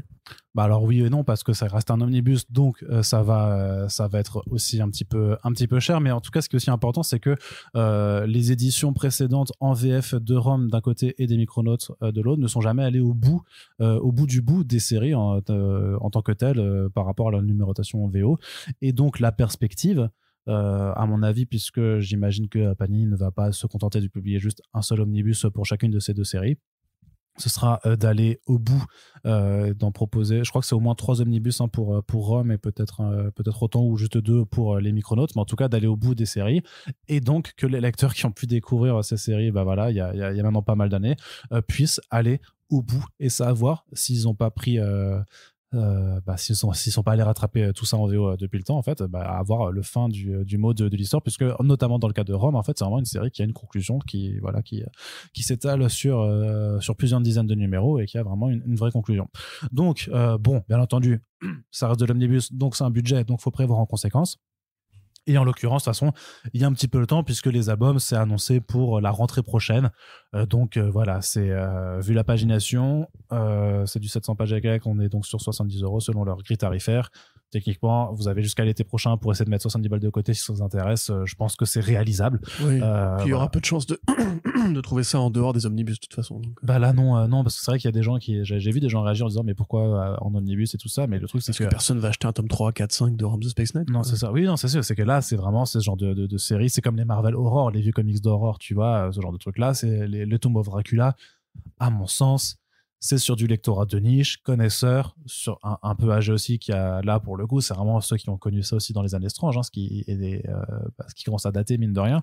Voilà, mais je conçois peut-être qu'il y a des plus jeunes qui pourront avoir envie de découvrir ça, mais même quand je dis plus jeune, en fait, je parle de gens qui ont notre âge, tu vois. Je doute très sincèrement que des gens de la vingtaine aujourd'hui aient envie de s'intéresser à ça. Je peux avoir Il y tort. a peu de chance quand même. Je peux avoir tort, bien entendu, mais je doute Non, que c'est plutôt les FF. ce soit. Oui, Et Nova aussi. tout à fait. Mais je doute que ce soit le lectorat cible. Et en l'occurrence, pour le coup, non. Enfin, il y a déjà des séries avec des super-héros comme Spider-Man, machin, où c'est galère à sortir en album normal, tout ça. Donc, Rome et les Micronautes, tu vas pas le faire en deluxe ou en 100%. S'ils ont pas fait Painting Link Spider-Man, vous vous doutez bien que Rome. Putain, mais ça, c'est un scandale, par contre, tu vois. Ça, c'est un vrai scandale. De pas l'avoir fait le Spider-Man de Juan Ferrer, je comprends pas. Mais bref, on passe du côté de la VO maintenant dans ce podcast. Corentin, une bonne nouvelle, Burger Books, il y a une nouveauté. Ça s'appelle The Sunny Luna Traveling Oracle. Corentin, et ça arrive pour le printemps prochain. Est-ce que tu peux nous en parler un petit peu? Un petit peu, oui, parce que mécaniquement, je n'ai pas encore eu l'occasion de le lire. Ben non. Mais alors, effectivement, Sunny Luna Traveling Oracle, le nom le plus invendable de la Terre, c'est une création de Warren Pleece. SLTO. C'est une création de Warren Pleece, donc qui est un ancien de Vertigo, qui a beaucoup travaillé avec Berger, puisqu'il avait fait du Hellblazer avec Paul Jenkins. Il avait illustré quand même la série Dead Enders de Brubaker, qui est l'une des premières créations originales de Brubaker, longtemps avant Sleeper. Enfin non, avant Sleeper. Sleeper, c'est Vertigo, donc... Non, c'est Wildstorm plutôt même. Oui, ouais, à chaque fois, je fais la Dead confusion. Enders, c'est quand peut-être 2005, je suis en train de me dire. Bon, en tout cas, l'une des premières créations de Brubaker sans assist DC Comics pendant qu'un autre est en train de mourir. Il avait fait un peu de Invisibles, du Son of Mystery Theater, etc., etc. Donc c'est un proche de Berger. C'est aussi, je crois, un écrivain d'ailleurs. Mais je suis pas persuadé de ça. Et c'est surtout la première nouvelle annonce de Berger Books depuis un moment, puisque le catalogue avait l'air d'être un peu en friche depuis le début d'année. Ouais, puis à partir du moment où elle a décidé qu'elle sortirait plus rien en single issues et que c'était que par de l'album, il faut le temps de création, quoi. Oui, bah ça fait quand même un petit moment en plus. Hein. Bref, depuis depuis Seeds. Ouais, depuis 2021 en fait. Ouais, bah donc ça fera bientôt 3 ans, quoi. Voilà. Donc c'est encore du roman graphique, c'est encore un propos écologiste, dans la mesure où c'est aussi un sujet qui revient régulièrement chez Berger Books avec The Seeds, Semence en français, avec Shifting Earth qui avait été édité récemment, qui est l'histoire de deux civilisations, enfin de deux terres parallèles, une gouvernée par la science, une gouvernée par la magie, comment en fait il faut laisser de la place à ces deux cohabitations pour sauver la Terre en fait. Et là c'est un peu la même chose dans le sens où c'est un monde post-apocalyptique où l'eau est devenue rare, où les cultures n'existent plus, où en fait l'humanité survit au milieu des décombres et du désert et du sable, et une sorte de caste toute puissante a entendu parler d'un texte sacré qui permettrait de faire pousser des plantes et de reverdir la terre. Et en fait, il y a une sorte d'oracle qui serait en mesure d'activer ce livre qui s'appelle donc j'oublie son nom, merde, qui s'appelle l'héroïne. Voilà, c'est l'héroïne de l'album. Qui donc voilà, c'est deux de ces espèces de personnages sectaires vont partir à la recherche de la jeune fille pour l'enlever, voire l'éliminer ou récupérer le bouquin et le détruire parce que eux profitent de la situation. C'est un peu les derniers 1% qui profitent justement du fait que la Terre n'a plus de ressources pour gouverner ce qui reste de l'espèce humaine. Et donc si jamais on pouvait effectivement réactiver la nature, réactiver les cycles, eux perdraient leur pouvoir. Donc ils vont essayer d'empêcher l'oracle d'accomplir sa prophétie de sauver le monde en rendant à Mère Nature son plein pouvoir. Donc un projet qui est très engagé, qui a l'air un peu d'évoquer justement ces comics Vertigo un peu désespérés ou paranoïaques des années fin 90, début 2000, par un vétéran chez Berger Books. Je suis pas un grand fan moi personnellement du trait de Warren Pleece, mais c'est cool de voir que Berger travaille encore avec ses vieux potes et que la collection est encore en vie. Parce que c'est quand même une collection qui a accueilli Salamandre, qui a accueilli Everything, qui a accueilli Semence, super album, plein de projets super cool comme La Guardia, je crois que c'était, qui était vraiment bien, pareil sur propos ultra social, ultra engagé. Encore une héroïne d'ailleurs, c'est un peu un thème très récurrent dans la bibliographie Berger Books, parce que c'est quasiment que des personnages féminins au premier plan. Et puis Karen Berger, bon, faut-il le rappeler, la plus grande éditrice de l'industrie des comics de tous les temps. Point. Et c'est cool. Tant mieux. Et c'est chez Dark Horse, comme d'habitude, puisque la collection est éditée chez Dark Horse. Yes, donc à découvrir en VO l'année prochaine, sachant que pas certain que ça arrive en VF, puisque évidemment c'est des titres risqués pour le marché par rapport à ce que le marché est capable d'absorber. Il n'y en a pas 40 qui sont arrivés en VF. Hein. Et je pense que c'est pas sans raison non plus par rapport aux réalités du marché en France. Une bonne nouvelle aussi que je voulais signaler simplement, c'est Vous connaissez notre amour pour Daniel Warren Johnson. Vous savez qu'on vous a beaucoup parlé de Space Mullet, sa première création qu'il avait publiée d'abord sur Internet. Et on vous renvoie d'ailleurs au podcast avec Daniel qu'on a fait cet été où il retrace un peu cette création, qui était édité chez Dark Horse en 2 volumes. En VF, Aquilos avait sorti le premier. Et puis en fait, il y a eu des brouilles en fait, entre l'éditeur et l'auteur, ce qui fait que les comics n'étaient pas réédités chez Dark Horse et que c'était bloqué du point de vue de la VF. En fait, on pouvait pas avoir la suite et la conclusion en fait en tout cas de tout ce qui était sorti actuellement. Donc même si Space Mullet c'est toujours disponible en ligne, c'est quand même bien d'avoir de la BD sur papier avant soi. Donc bonne nouvelle là-dessus. Space Mullet est réédité chez Image Comics, ça ressort donc en TPB l'année prochaine, je crois que c'est pour l'été prochain, chez Image, avec en plus un appendice inédit. Je sais pas si ce sera un chapitre d'épilogue, de conclusion, je sais pas, parce que moi-même techniquement j'ai pas fini la série parce que je l'avais lu avec l'édition de Achilles. Et pourquoi j'en parle? Déjà parce que c'est cool, mais surtout parce que j'espère que ça va permettre d'avoir une réédition en intégrale ou enfin j'imagine en intégrale de Space Mullet en France, puisque maintenant Daniel Warren Johnson je crois a quand même un lectorat qui connaît, qui est plus conséquent qu'à l'époque, mais surtout j'espère que j'aimerais bien idéalement dans un monde très idyllique que ce soit Aquilos qui puisse poursuivre, qui puisse reprendre en fait la publication, c'est-à-dire proposer, alors j'imagine que là l'idée sera pas de partir sur un tome 2 mais juste de reprendre la série dans son ensemble quoi, puisque c'est eux qui avaient pisté l'artiste en premier, c'est eux qui avaient sorti ça les premiers en France et voilà. Oui, on rappelle aussi que le podcast conduit par Arnaud de Daniel Warren Johnson est actuellement du coup disponible en VO pour ceux qui ne supportent pas ma voix et qui ont envie de savoir ce que le mec dit vraiment quand je ne traduis pas ce qu'il a voulu dire en fait en français. C'est ça. Après ça va, t'étais plutôt. Ouais, mais il a une petite étincelle dans la voix parce que moi j'ai une voix très monocorde. Je me suis un peu voulu de couvrir, surtout qu'il était vachement enthousiaste quand tu lui parles de catch et tout, et moi personnellement m'en battant naturellement les steaks. J'ai pas pu traduire cette même jovialité quand il parle de German Suplex Oui, c'est vrai qu'on l'a pas dit, c'est vrai que c'était le cadeau Noël que j'avais préparé pour Noël, de mettre l'ensemble des interviews faites avec Urban en 2023, donc les 10 épisodes plus le spécial avec Daniel Warren Johnson. Donc si vous voulez avoir les entretiens en VO de James Tynion IV, James Darsky, Geoff Johns, Jeff Lemire, Sean Murphy, Mark Wade, Ram V, Daniel Warren Johnson, J. Willow Wilson, Tom Taylor et Tom King, c'est disponible, voilà, et pas Alan Moore. Et si vous voulez vraiment, parce que je sais pas, il y a personne qui a critiqué vraiment le travail de doublage qu'on a fait aux traductions et tout. Il y a eu plein de bons retours sur ce que tu avais fait. Non, mais critiqué au sens négatif. Mais écoutez quand même comment Tom Taylor parle.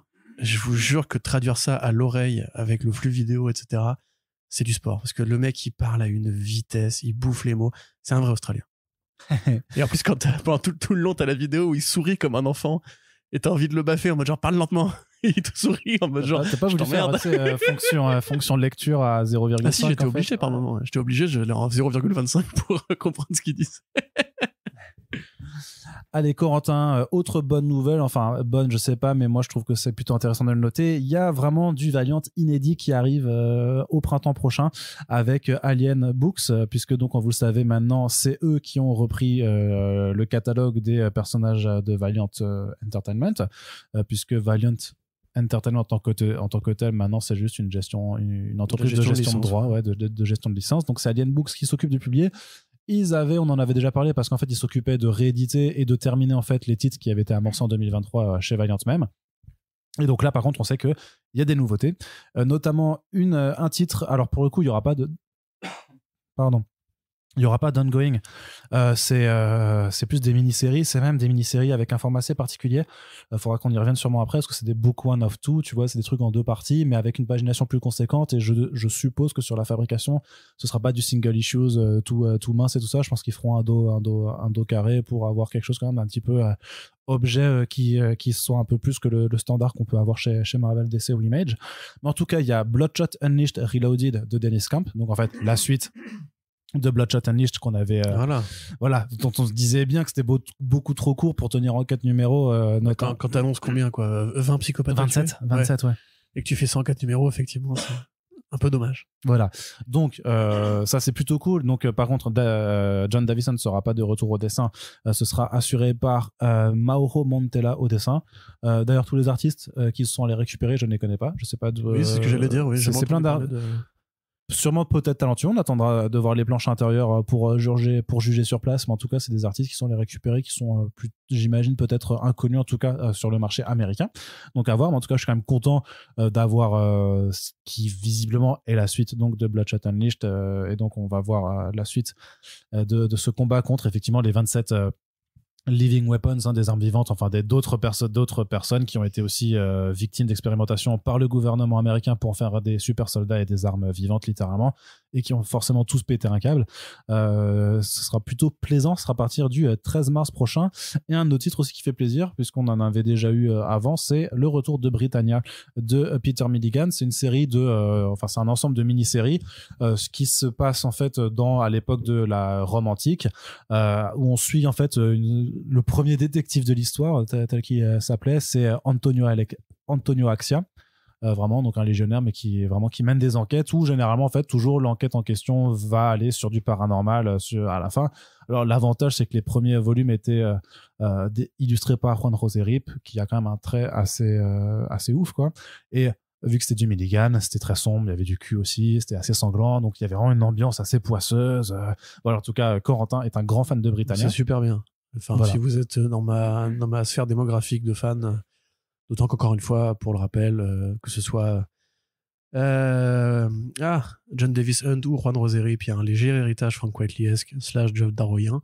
Et là, du coup, bah oui, c'est le croisement entre les mythes, la civilisation romaine et justement les mythes post-européens, on va dire, avec tout le côté fantasy, tout ce qu'on a bâti autour des folklores, donc de la fantasy ensuite plus moderne, avec des sorcières, avec des guerriers paganistes et compagnie. Enfin, c'est vraiment super bien. Et effectivement, alors moi, du coup, j'ai pas été au-delà de Juan José Rip. Je savais pas qu'il avait abandonné le dessin au bout d'un moment. Si, déjà à partir de la 3e, je crois. Il y a eu 3 mini-séries qui avaient été publiées en VF. Ok. Enfin, déjà en VO, mais aussi en VF. Et je me demande si la 3e, c'était pas déjà quelqu'un d'autre, du coup, mais ma mémoire me joue. Peut-être des tours, mais en tout cas Britannia avait eu droit à une édition grand format chez Bliss, qui est vraiment du plus bel effet, avec un papier, un super papier du coup que je t'ai montré avant, Corentin, et qui est plutôt très belle effectivement, ouais. Qui est plutôt cool, et d'ailleurs que vous pouvez vous procurer pour 6 balles, je vois, parce qu'elle est toujours bradée du coup sur le site de Bliss, donc franchement allez-y, c'est vraiment pur bonheur. Britannia, donc là ça s'appelle Britannia The Great Fire of Rome, donc ça parle d'un grand incendie de Rome qui, je crois, peut-être eu lieu vraiment dans l'histoire antique, je n'en sais rien, mais en tout cas oui, t'as vu, pardon, je me perds un petit peu dans mes recherches, parce qu'il y avait eu Britannia, ceux qui vont mourir, c'était aussi Juan José Rip, et tu avais Britannia, les aigles de Rome, je crois. Mais en fait, celui-là, je sais plus si c'est du coup Juan José Rip qui le dessine ou pas. Alors, voilà, c'est les aigles Marini perdus de Rome. C'était Robert Gill qui dessinait. Voilà, très bien. Tu vois. C'est bien ce qui me semblait. En tout cas, ça reste scénaristiquement très cool. Voilà. Et donc, je disais, The Great Fire of Rome, un gigantesque incendie qui fait partir en fumée toute une partie de la grande ville de Rome. Antonio Axia est dépêché pour enquêter, dépêché par Néron, qui est l'empereur qui est en activité à cette époque-là, et une enquête qui va forcément mener vers des trucs bizarres, puisque c'est tout le principe de Britannia. En tout cas, c'est toujours cool de voir Milligan revenir à cette création qui déjà se situe en plus en dehors de toute continuité du Valiant Modern. Là, c'est vraiment une création chez Valiant, mais qui est pas vraiment dans l'univers. Du coup, c'est hyper accessible, et vraiment, pensez juste que c'est je sais pas, c'est Alix, mais pour les adultes, quoi, vraiment, tu vois, enfin, pour les vrais adultes, en vrai, dans le contexte. Et là, chaque tome se lit séparément, c'est une enquête autocontenue. Alix. Oui, Alix de Jacques Martin. Jacques Martin? Oui, mais tu connais pas Alix, la BD? Jacques Martin, le présentateur télé? Peut-être que c'est tu connais pas Alix, la bande dessinée? Non, pas du tout. Oui, c'est absolument ça. Pas. Mais mec, c'est Je connais Jacques Martin, ceci dit. Mais la pêche au moule. Non, mais les gars, rendez-vous compte qu'il ne connaît pas Alix. C'est quoi? Mais c'est un monument de la BD franco-belge. Je connais pas du tout. Wesh. Et quel rapport avec Britannia? Mais en plus, toi qui adores ça, les trucs, mais faut que tu lises Alix, mon gars. Si, là, je vais t'engueuler. Tu casses les couilles. C'est une J'ai bandée. pas lu tout le franco-belge non plus. Hein. Oui, mais enfin, pour moi, ça fait partie des monuments du truc. Enfin, c'est trop bizarre, mais surtout en plus que t'aimes les trucs, c'est des histoires d'aventure avec Alix qui est, alors je me rappelle plus si les romans ou si je sais plus de quel peuplade il est issu, mais qui se déroule à la Rome antique et avec plein de trucs et c'est et chaque album c'est une aventure différente. T'as pas besoin de les prendre les uns à la suite des autres et puis parfois ça va. Moi, je me rappelle qu'il y en a une où ils sont face à un culte qui pratique le sacrifice humain avec des statues gigantesques de divinités, je sais plus de quel peuple c'est ça. T'entends au Temple du Soleil. Hein? non, mais un truc beaucoup. Mais franchement, tu connais, mais tu peux rigoler. Non, mais en vrai, je connais pas, mais c'est pas grave, Arnaud. Toi, t'as pas lu Sandman, je te juge pas, tu vois. Déjà, j'ai lu Sandman, Non, du coup. t'as pas fini Sandman. Oui, mais j'ai lu. C'est pas pareil. Alors que là, tu n'as vraiment tout. Mais vas-y, du coup, pour le prochain anniversaire de Corentin, je vous propose qu'on offre tous un album d'Alix. Puisque clairement. J'espère que c'est bien quand même, parce que. En vrai, c'est cool. Il y a certains albums, comme dit, celui dont je parle, c'est à Carthage, je crois, qui se passe, oui, avec les statues de démons, là. Carthage. C'est les Carpuniques, ça ou pas? Hyper bien. Bref, du coup, ce qui est donc, par contre, pour les gens qui ont lu Alix, clairement, vous aurez compris vous avez compris l'analogie qu'Arnaud a tirée. Voilà, avec intelligence et habileté comme d'habitude. Voilà, Alix pour les adultes parce que c'est quand même un peu plus pour les adultes. Un peu plus c'est vénère quand même Britannia. Ouais. Voilà.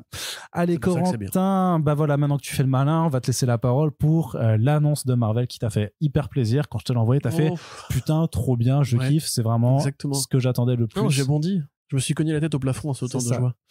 J'ai une bosse. Parce que c'est Chasm, Curse of Cain. Tu dis Chasm, toi, du coup. Moi, je dis Chasm. Ah non, c'est Chasm. Parce que je trouve ça plus ridicule. Ouais, c'est Chasm. Mais c'est encore plus moche. Donc, c'est qui, Arnaud? Chasm? Chasm, c'est la nouvelle identité de Ben Reilly. Eh oui. Alors, Ben Reilly, il est méchant.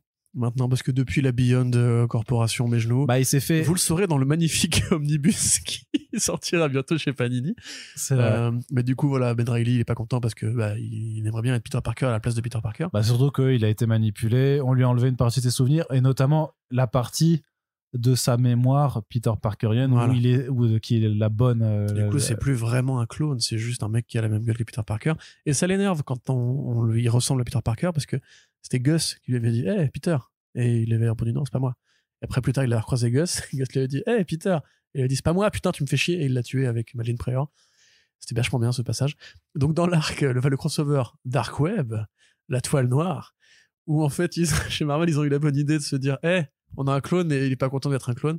Et on a une autre clone, c'est Madeleine Pryor, c'est la clone de Jean Grey, elle est pas contente d'être une clone. Venez, on les met ensemble. Et ils sont méchants et ils font un plan machiavélique. Et donc, ils se mettent ensemble, ils attaquent New York. Et là, du coup, Ben Reilly, il dit, je vais trahir Madeleine Pryor parce que je suis vraiment un gros baiser et je vais devenir un démon. Madeleine Pryor, elle fait, non, ça marche pas, c'est moi qui ai le pouvoir de démon, espèce de trou du cul. Donc, du coup, elle redevient gentille. Et finalement, du coup, tout est bien résolu puisqu'à la fin, les méchants, ils perdent. Et en même temps, Ben Reilly, il est quand même encore un peu méchant. On le tue pas parce que ce serait quand même dommage de perdre une si belle création qui a fait les grandes heures de la saga Arachnéen. Donc maintenant, effectivement, il se fait appeler Chasm ou Chasm. Il a un costume vert et violet, comme tous les méchants, et comme Arnaud, ou le Joker. Et donc du coup, il est enfermé dans une sorte de réalité un peu prison, et on nous explique qu'il n'en a pas fini avec toutes ces conneries, etc. Bon, on était un peu resté là-dessus. Sauf que Marvel, ils ont besoin de publier du Spider-Man très régulièrement, sinon ils meurent. C'est comme les vampires, tu vois. Ils ont besoin de sucer l'argent des fans de Spider-Man, sinon ils meurent. Voilà, c'est comme ça. On ne juge pas une condition médicale. Donc du coup, là, ils ont annoncé la série The Spectacular Spider-Man avec Peter Parker et Miles Morales. Badaboum bam boum, c'est pour toi Bendis. Et donc ils se sont dit, mais qu'est-ce qu'on pourrait faire pour faire encore plus de Spider-Man? Parce que là, du coup, on a quand même... on va ramener Spider-Gwen en plus, on a Silk, on a Spider-Woman, on a déjà plein de séries Spider-Man, des crossovers régulièrement, ça pue la merde à chaque fois. Spider-Boy. Voilà, Spider-Boy. Il y a Mary Jane qui va probablement avoir sa série à elle aussi. Ils ont leur mini-série, c'est Black Cat et Jackpot. Ah voilà, où avais-je la tête? Et donc ils se sont dit, mais attends, il doit rester bien 3 connards qui ont des pouvoirs d'araignée quand même, on n'a pas tout fait. Et là ils se sont dit, mais oui, on a Kane Parker, donc le premier clone canonique qui avait une gueule difforme, en fait après il est devenu le nouveau Scarlet Spider, et Scarlet Spider, donc le deuxième clone canonique qui se fait appeler Ben Reilly. Et voilà, lisez la saga du clone, il a un super hoodie, c'est un peu la seule qualité du personnage. Et là du coup ils se sont dit, mais attends, les deux ensemble, mais ils se détestent. Ça pourrait être cool de les mettre dans la même série, comme ça ils pourraient passer leur temps à s'engueuler et tout. Et donc ils ont annoncé ça. Et ça s'appelle Chasm Chasm Curse of Cain, la malédiction de Cain, et le surtitre, c'est une citation de Abel et Caïn. Suis-je le gardien de mon frère? quand Dieu ou l'équivalent de l'époque dit va voir Abel et Caïn, voilà, il va voir Abel et Abel il lui fait il va voir Caïn qui a tué son frère parce que tu sais il a fait un concours de moutons qui était le mouton le plus sexy et en fait Dieu préférait le mouton de Abel, donc Caïn il l'a buté et après du coup tout le monde va voir Caïn, il lui fait il est où Abel, et il répond je ne sais pas, suis-je le gardien de mon frère, qui est aussi je crois un morceau de un rappeur que j'aime bien, oui, il s'appelait Molotov 4, c'est Few, voilà, c'est Few, le gardien de mon frère. Voilà, en fait, j'ai pas envie de parler de sexualité, mais Arnaud m'a obligé. Comme donc, toujours. il va y avoir une série, on sait pas encore par qui, on sait pas encore pourquoi, on sait pas encore quand. Enfin, si, on sait quand, c'est l'été prochain. Avec les deux clones, les deux Scarlet Spider. Sachant que donc, aux dernières nouvelles, leur dernière interaction, c'était vraiment un coup de mandale dans la gueule, en mode genre, c'est moi le vrai clone, c'est pas moi le vrai clone. Ils se détestent, enfin, ils sont pas spécialement proches. Ben Reilly, c'était une mauvaise idée de le ramener. Dark Web, ça a marqué les mémoires de personne. Hein, je suis sûr que j'ai rappelé aux gens que le Dark Web existait en évoquant ce souvenir précieux. Kane Parker, honnêtement... Ah oui, puis en plus, il y a ce truc-là aussi. Kane Parker, il était dans End of Spider-Verse. Et tu sais, dans End of Spider-Verse, il y avait l'espèce de dague... c'est vrai qu'il y avait Kane dedans. Dague de Chatra, où en fait, quand tu les plantais un mec, il disparaissait de la toile de la vie. Et du coup, son existence entière était réécrite comme s'il avait jamais été Spider-Man. Et à l'époque, on s'est dit, c'est Dan Slott qui veut faire le ménage. Dan Slott, il va faire ça avec plein de personnages. Et après, bon, on se doute bien qu'ils vont en revenir en partie. Mais c'est une façon de dire, il y a trop de Spider-Man depuis Spider-Verse, Spider-Geddon. Du coup, venez, on fait un peu le tri, parce que là, vraiment, c'est n'importe quoi, c'est le bordel, c'est le cirque. Et en fait, non. Dan Slott, à la fin, il a dit, mais non, il y a aussi un dieu des araignées, il s'appelle Nil, ou Nif. Et en fait, c'est un dieu égyptien, et hop, il va claquer des doigts, et ils vont tous revenir à la vie. En plus, il y aura Spider-Boy dans le lot. Et du coup, on s'est dit, mais pourquoi ? C'est quoi l'idée ? Et du coup, évidemment, Kane, il est revenu, parce que sinon, c'est pas drôle. On sait pas exactement si ça a changé un truc pour lui. Parce que, par exemple, Spider-Woman, quand elle est revenue, elle a perdu son gamin. Parce que personne ne se souvient qu'elle avait eu un gamin, par exemple. Alors qu'il reste quand même des éléments, des preuves, donc c'est très bizarre, tu vois. Ces gens, ils vont la voir dans là, c'est une nouvelle série Spider-Woman. Moi, genre, t'as pas l'air bien, qu'est-ce qui se passe ? Ils répondent, je sais pas, je suis plus mon fils. C'est bizarre comme question de merde. Alors que dans la série, elle a encore des traces qu'elle a eu son gamin. Donc, bref, ça n'a aucun sens. Donc, le pôle arachnéen, Niklo, la cocaïne, les trafics d'enfants et l'apocalypse. Voilà. Ça continue en 2024. Yes, ça ce serait à faire si on faisait les attentes de 2024. Moi, ma plus grosse attente, ce serait juste le renvoi de Niklo du département Spider-Man, quoi. Parce que vraiment, c'est... Oui, je suis assez d'accord avec cette requête. Mais comme dit, nous, on en a beau dire que c'est nul, ça vend. Parce que sinon, ils n'en sortiraient pas autant. Donc, j'imagine qu'aux États-Unis, Spider-Man se porte toujours aussi bien et que les gens continuent d'acheter parce que la marque Spider-Man, plus qu'à cause de ce qui est vraiment inscrit dedans. Ça et les multiples couvertures variantes et tout ça, on aura l'occasion d'y revenir encore et encore dans de futures émissions. Corentin, la dernière actualité du côté de Marvel, c'est la relance attendue des X-Men. Elle porte un nom, X-Men from the Ashes, des cendres qui vont renaître de leurs cendres après la chute de Krakoa. Tout un programme qui devra s'étaler sur les premiers mois de l'année, et à partir de juillet, c'est là qu'on aura donc les nouvelles séries mutantes, et que ça marquera aussi le début de Tom Brevoort à l'éditorial sur le pôle des X-Men. T'es excité un petit peu là-dessus ou pas trop ? Pas trop. Dans le sens où on n'a pas vraiment d'éléments très concrets sur lesquels faire reposer une excitation particulière. Tom Brevoort, moi, ça m'intéresse parce que ça reste quand même pour le coup un éditeur qui a beaucoup de très bonnes lignes à son CV, et qui justement, depuis 25 ans est chez Marvel, a passé presque 3 décennies à superviser plutôt tout ce qui était Avengers et tout ça, qui maintenant va...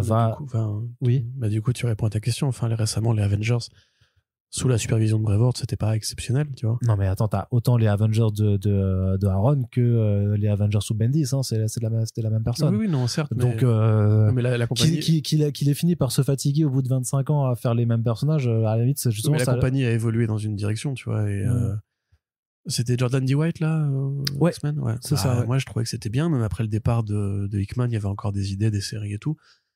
Je regrette vraiment l'incursion de Miss Marvel dans cette équation-là, mais je sais pas, en fait, c'est toujours compliqué, si tu veux, avec les comics, de croire au grand recommencement, parce que les X-Men, ça fait un bail que ça tourne, hein.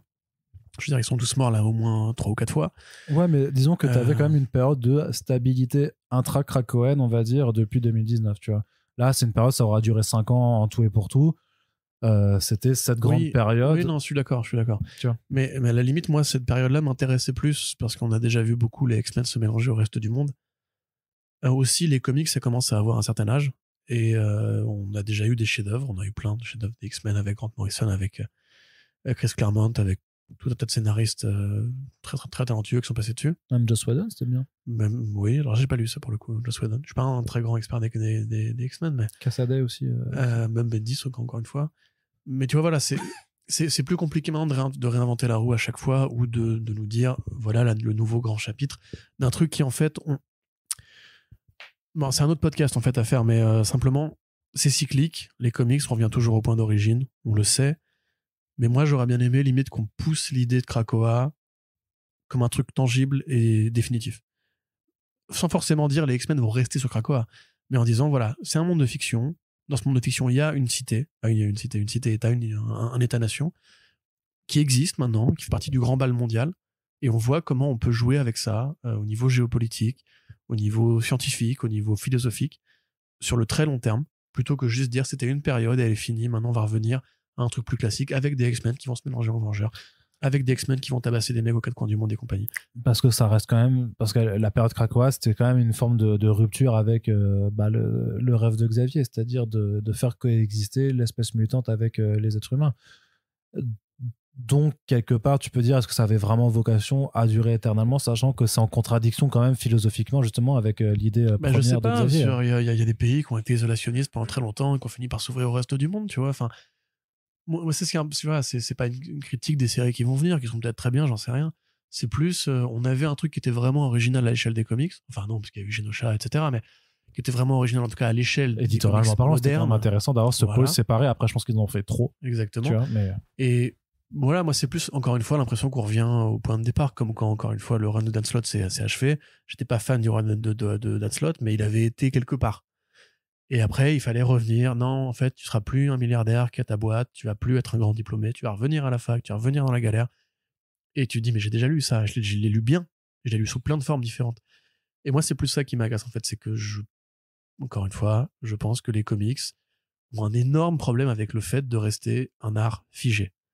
Pas dans le sens des histoires ou du dessin, mais les personnages vont toujours être figés. On peut leur ajouter des gamins, on peut les faire crever pour les faire ressusciter, on peut dire ce truc-là est arrivé et y faire référence longtemps après, mais dans les faits, demain, Wolverine, il aura le même costume, il va griffer les mêmes mecs, il aura les mêmes punchlines, il va encore crever, il va encore revenir, et les quelques personnages nouveaux qu'on aura amenés en chemin, ça va être ça, la vraie structure de renouvellement, sauf qu'ils seront jamais aussi populaires que les anciens, donc ils vont jamais chasser ou déranger l'ordre établi.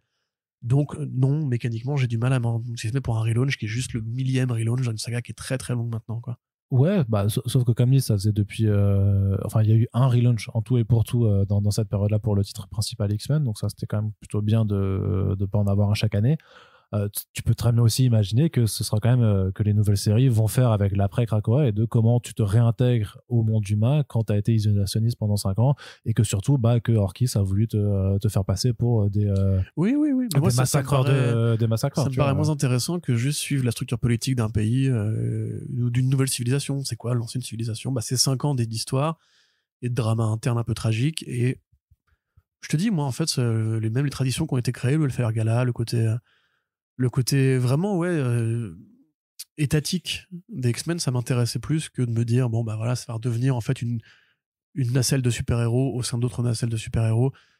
Encore une fois, voilà, moi c'est pareil, je vais marier Peter et Marie et faire des gosses et laisser le temps progresser dans les comics. Ultimate Spider-Man, ça, frérot. Oui, mais c'était bien mieux que beaucoup d'autres séries Spider-Man. Non, mais je veux dire que le nouveau Ultimate Spider-Man, c'est ça. Oui, tout à fait. Il est marié, il a des enfants. J'attends impatiemment. Donc tu l'auras. Peu importe. Voilà, si les séries sont bien, elles seront bien, tant mieux, tant pis, je sais pas. Rendez-vous à l'été prochain pour déterminer tout ça, mais avant, il y aura donc Fall of the House of X et Rise of the Powers of Ten qui démarrent là dès le début du mois de janvier, qu'il faudra suivre en fait pour assister pendant 6-7 longs mois en fait à la chute de la maison Krakoa. et à voir qui s'en relèvera. Sachant qu'il y en a une des deux qui prend une perspective très très futuriste. Oui, comme pour le premier en fait. Voilà. Powers of Ten, c'est aussi sur différentes périodes temporelles, et effectivement Rise of the Powers of Ten, ça se passe dans un futur lointain. Corentin, du côté du cinéma, on n'a qu'une seule actualité, c'est sur notre dernière actualité à traiter en 2023 dans le podcast, Warner qui pourrait peut-être fusionner avec Paramount, puisqu'apparemment David Zaslav a rencontré les chefs de l'autre entreprise.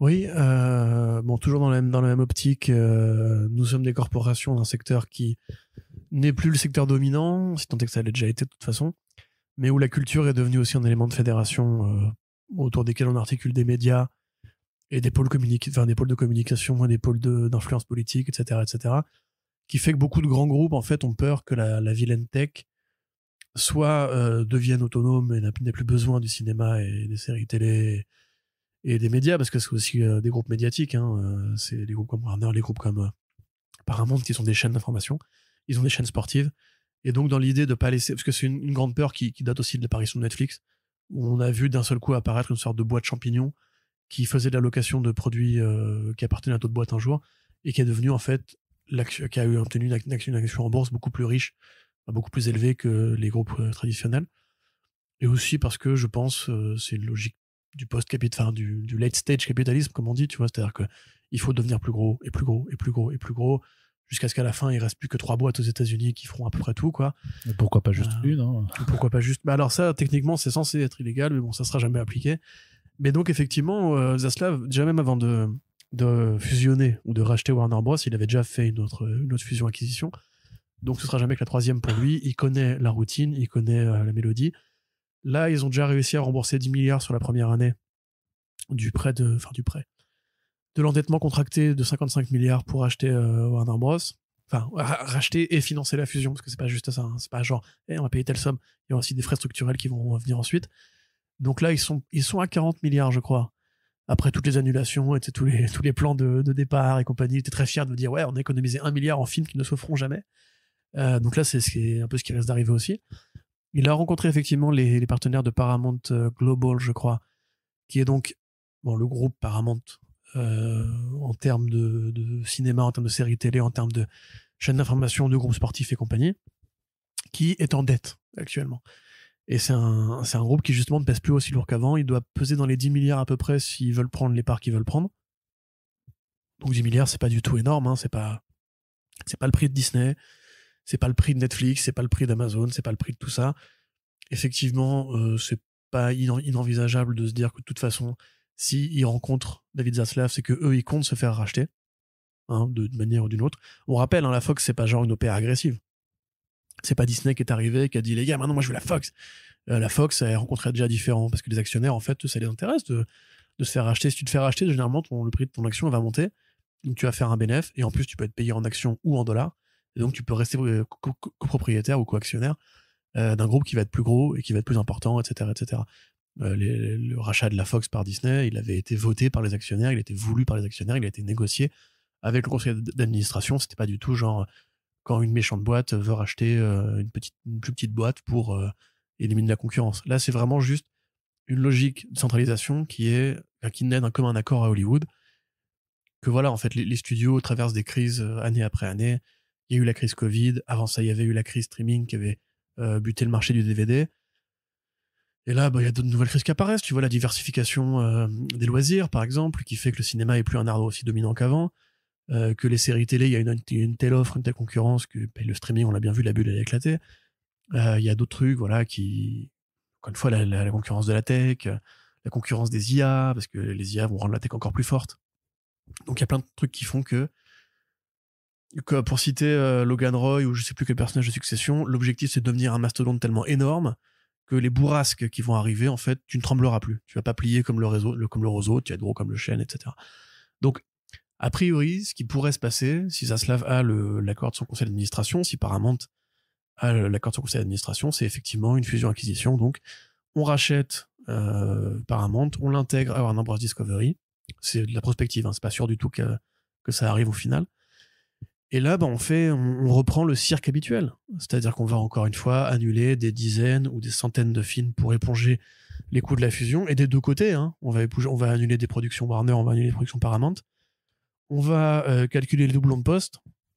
C'est-à-dire, si vous avez une équipe qui fait le marketing du cinéma chez Paramount, une équipe qui fait le marketing du cinéma chez Warner Bros., à quoi bon? Vous virez une partie de deux équipes, vous les mettez ensemble et vous dites maintenant, vous faites pour les deux structures, etc., etc. Donc, de nouveaux milliers de licenciements, de nouveaux projets annulés, de nouveaux trucs à réfléchir, parce que cette logique de fusion et de groupe qui s'endettent pour devenir plus gros, c'est aussi ça qui a mené à des politiques un peu plus rapaces dans la culture américaine et qui a mené à la grève. C'est aussi parce que justement les studios se sont dit merde, on a perdu beaucoup d'argent avec la fin du DVD, allons vers le streaming.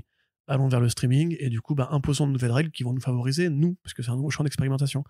Et c'est comme ça qu'après les scénaristes et les acteurs, ils arrivent et ils disent attendez, là vous prenez quand même une très grosse part du gâteau, grève dans la gueule.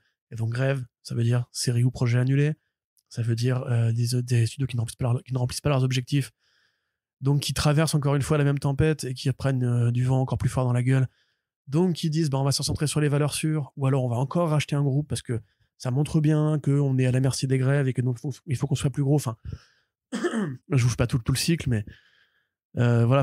À mon sens, c'est pas forcément une très bonne nouvelle. C'est une bonne nouvelle pour David Zaslav qui, je pense, a un plan de conquête qui est établi, qui est formel, c'est-à-dire rester concurrentiel sur un marché qui est notoirement assez restreint. Il y a plus les gros studios d'hier en fait.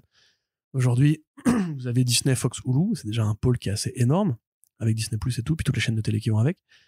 Vous avez Warner Bros. Discovery, vous avez Paramount, vous avez NBC Universal, vous avez Apple, vous avez Amazon, vous avez Netflix, et c'est à peu près tout, quoi. Il y a Sony aussi, Sony c'est encore un peu différent, parce que c'est des multispécialistes, et qu'ils n'ont pas de velléité d'aller sur le marché du streaming. Mais donc voilà, à mesure que l'offre se restreint, déjà les grands acteurs peuvent imposer ce qu'ils veulent, parce que par exemple si vous êtes 10 à vous mettre d'accord sur une charte, il y a moyen que 3 personnes sur les 10 soient pas d'accord. Voilà. Si vous êtes plus que 5, mécaniquement, statistiquement, vous avez plus de chances de tomber tous d'accord. Surtout si vous êtes 5 boîtes qui avaient été fondées sur les mêmes objectifs, de devenir encore plus gros.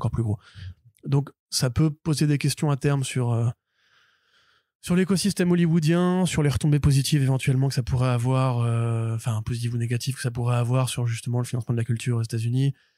Est-ce que les lois vont s'en mêler? Est-ce que les lois antitrust vont être appliquées? Parce que là, on parle quand même d'un gros studio qui rachète un gros studio, donc on est sur une fusion horizontale et pas verticale. Enfin bref, je sais pas si c'est très intéressant ce que je raconte là, je vous avoue, parce que Arnaud ne m'écoute plus, donc c'est que j'ai perdu l'attention du public. Mais donc voilà, et ce qu'il faut se dire aussi, c'est que quand il y a une fusion, quand un groupe devient plus gros, ces autres concurrents qui sont plus petits vont se dire merde, nous on n'est pas assez gros du coup. Et donc là, ils sont en train de prendre de l'avance sur nous. Ils sont en train de devenir un super groupe alors que nous on est juste un groupe.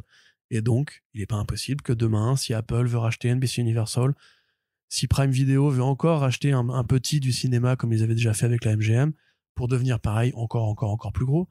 Parce que c'est une course à l'armement en fait. C'est une course pour gonfler. C'est une course pour être le plus gros bœuf dans la pièce. Et ça, en fait, plus l'État valide ce genre de truc, plus les boîtes continuent de se racheter les unes les autres. Je veux dire, on se rappelle, il y a encore 15 ans, Disney, c'était Disney. Après, ça a été Disney Pixar, puis ça a été Disney Lucasfilm, puis Disney Marvel, puis Disney Hulu à un tiers, puis Disney Fox, puis Disney Hulu. Ça fait beaucoup entre les mains d'une seule boîte, et on voit bien au quotidien, je veux dire, parce que là on parle d'économie et compagnie, mais regardez au quotidien ce qui se passe quand une boîte comme Disney a la main sur Marvel, a la main sur Lucasfilm, a la main sur Marvel Studios, a la main sur Pixar. En l'occurrence, Pixar, c'est peut-être la zone la moins sinistrée, mais je veux dire, Disney, par exemple, il est pas certain que ce qu'ils font avec Star Wars, un autre groupe l'aurait fait comme eux.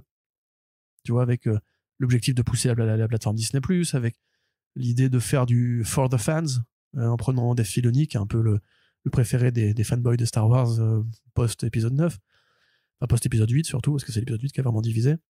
Et puis de la même façon, voilà, je veux dire, c'est devenu des boîtes à franchise qui financent plus vraiment de création originale, à part dans les départements Fox et Fox Searchlight. On rappelle, pareil, Disney qui a fermé les studios Blue Sky. Enfin, voilà, rendez-vous compte simplement que ça a un vrai impact sur vous en tant que consommateur ou agrégateur culturel éventuel. Et voilà, en fait, là par exemple, Paramount Global, c'était aussi la maison d'édition Simon & Schuster. Donc là, a priori, ils vont la revendre pour justement éponger une partie de leur dette pour 2 milliards, je crois. Simon & Schuster, c'est un géant C'est un géant de l'édition aux États-Unis. Et le fait d'appartenir à une autre boîte qui peut potentiellement poser d'autres objectifs ou d'être revendu et perdre de la valeur au passage, voilà, tout ça fait que le monde culturel américain se centralise autour de super groupes qui font un peu tout et qui sont de moins en moins nombreux.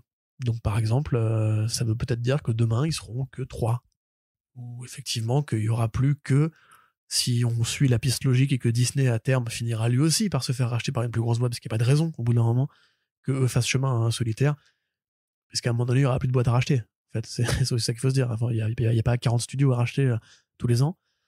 Si demain on a un Apple Disney contre un Amazon Prime Video, Warner Bros, machin, etc., est-ce que vraiment on a envie qu'il y ait juste 2 personnes qui tiennent toute la culture américaine? Est-ce qu'on a envie en fait du coup de financer indirectement, déjà en consommant Prime Video, ou en finançant indirectement Amazon, qui est pas un groupe très très sain pour l'emploi, pour plein de choses. Disney c'est pareil, genre Disney ils font des trucs bien, oui, Pixar c'est super cool, mais à côté de ça c'est aussi les mecs qui piétinent la culture super-héros, c'est aussi les mecs qui font de Star Wars un truc de consommation massive, alors qu'à une époque c'était plus que ça, c'était un truc qui a révolutionné Hollywood. Donc voilà, en fait il faut prendre tout ça dans la balance. On n'a aucun pouvoir nous, pour empêcher tout ça, sinon celui de boycotter, mais c'est pas très rassurant quoi. Enfin, moi tant que les lois antitrust ne se sont pas réveillées, et apparemment ça va pas se faire ce coup-ci non plus, parce que ça met des années à être jugé, et puis généralement l'État tranche en faveur du secteur tertiaire, enfin des boîtes privées plutôt que de la loi. On rappelle, encore une fois, Disney Fox, c'est une fusion horizontale. Donc normalement c'est pas légal. Tu vois, tu devrais pas. Quand t'es un énorme groupe, tu peux pas racheter un autre énorme groupe sur le même secteur. C'est ça le principe des lois antitrust en fait. C'est comme si McDo rachète KFC et Burger King. Du coup ils ont le monopole quasiment du marché de la bouffe, enfin du marché du fast-food. La loi américaine normalement elle est là pour interdire ça. Non, mais disons que je pense que du coup comment on dit, la boîte de Pandore a été ouverte à partir du moment où de toute façon le rachat Fox Disney, enfin la fusion Fox Disney a été permise quoi. Ouais, et donc du coup voilà, enfin personnellement moi ça me rassure pas forcément, et surtout voilà, quand on sait que l'Europe a toujours un train de retard par rapport aux États-Unis, il est pas impossible que cette espèce de logique ultralibérale de concentration des actifs finisse par arriver aussi en France. Tu le vois dans l'édition, avec les rachats là de Editis, de Hachette aussi. Tu vois, c'est ces mêmes stratégies là qui s'opèrent. Et tu veux dire, sur l'édition aux États-Unis aussi, d'ailleurs, il y avait Simon & Schuster qui devait être racheté par Penguin Random House ou un truc comme ça. Il y avait je sais plus quelle fusion d'énormes groupes d'édition qui finalement, je crois, n'a pas eu lieu quand même. Parce que parfois le antitrust ça peut marcher, mais c'est clair que pour l'entertainment ça a pas l'air de vouloir fonctionner. Là t'as eu le truc de Microsoft qui a racheté Activision, je sais pas quoi. Ouais. Je sais pas si ça a été validé, mais je crois qu'il y a plus rien qui l'en empêche. Je crois pas que c'était validé à l'heure où on a eu ce podcast, mais il me semble que c'est quand même en bonne voie. Et tu le vois en fait qu'il y a plein de trucs comme ça en fait où effectivement des énormes groupes en rachat d'autres, ça devrait pas être possible d'un point de vue légal, ça devrait pas l'être, et pourtant c'est quand même autorisé parce que le capitalisme c'est utiliser l'ultra-capitalisme pour le coup, parce que là on est quand même à des échelles assez démentielles en fait. Ça commode très bien des petites notes des législations pour en fait que tout soit validé quand même quoi. Enfin c'est quand même quand tu y repenses, pourquoi Fox, Disney, pourquoi ça a été permis, c'est vrai. Je sais pas.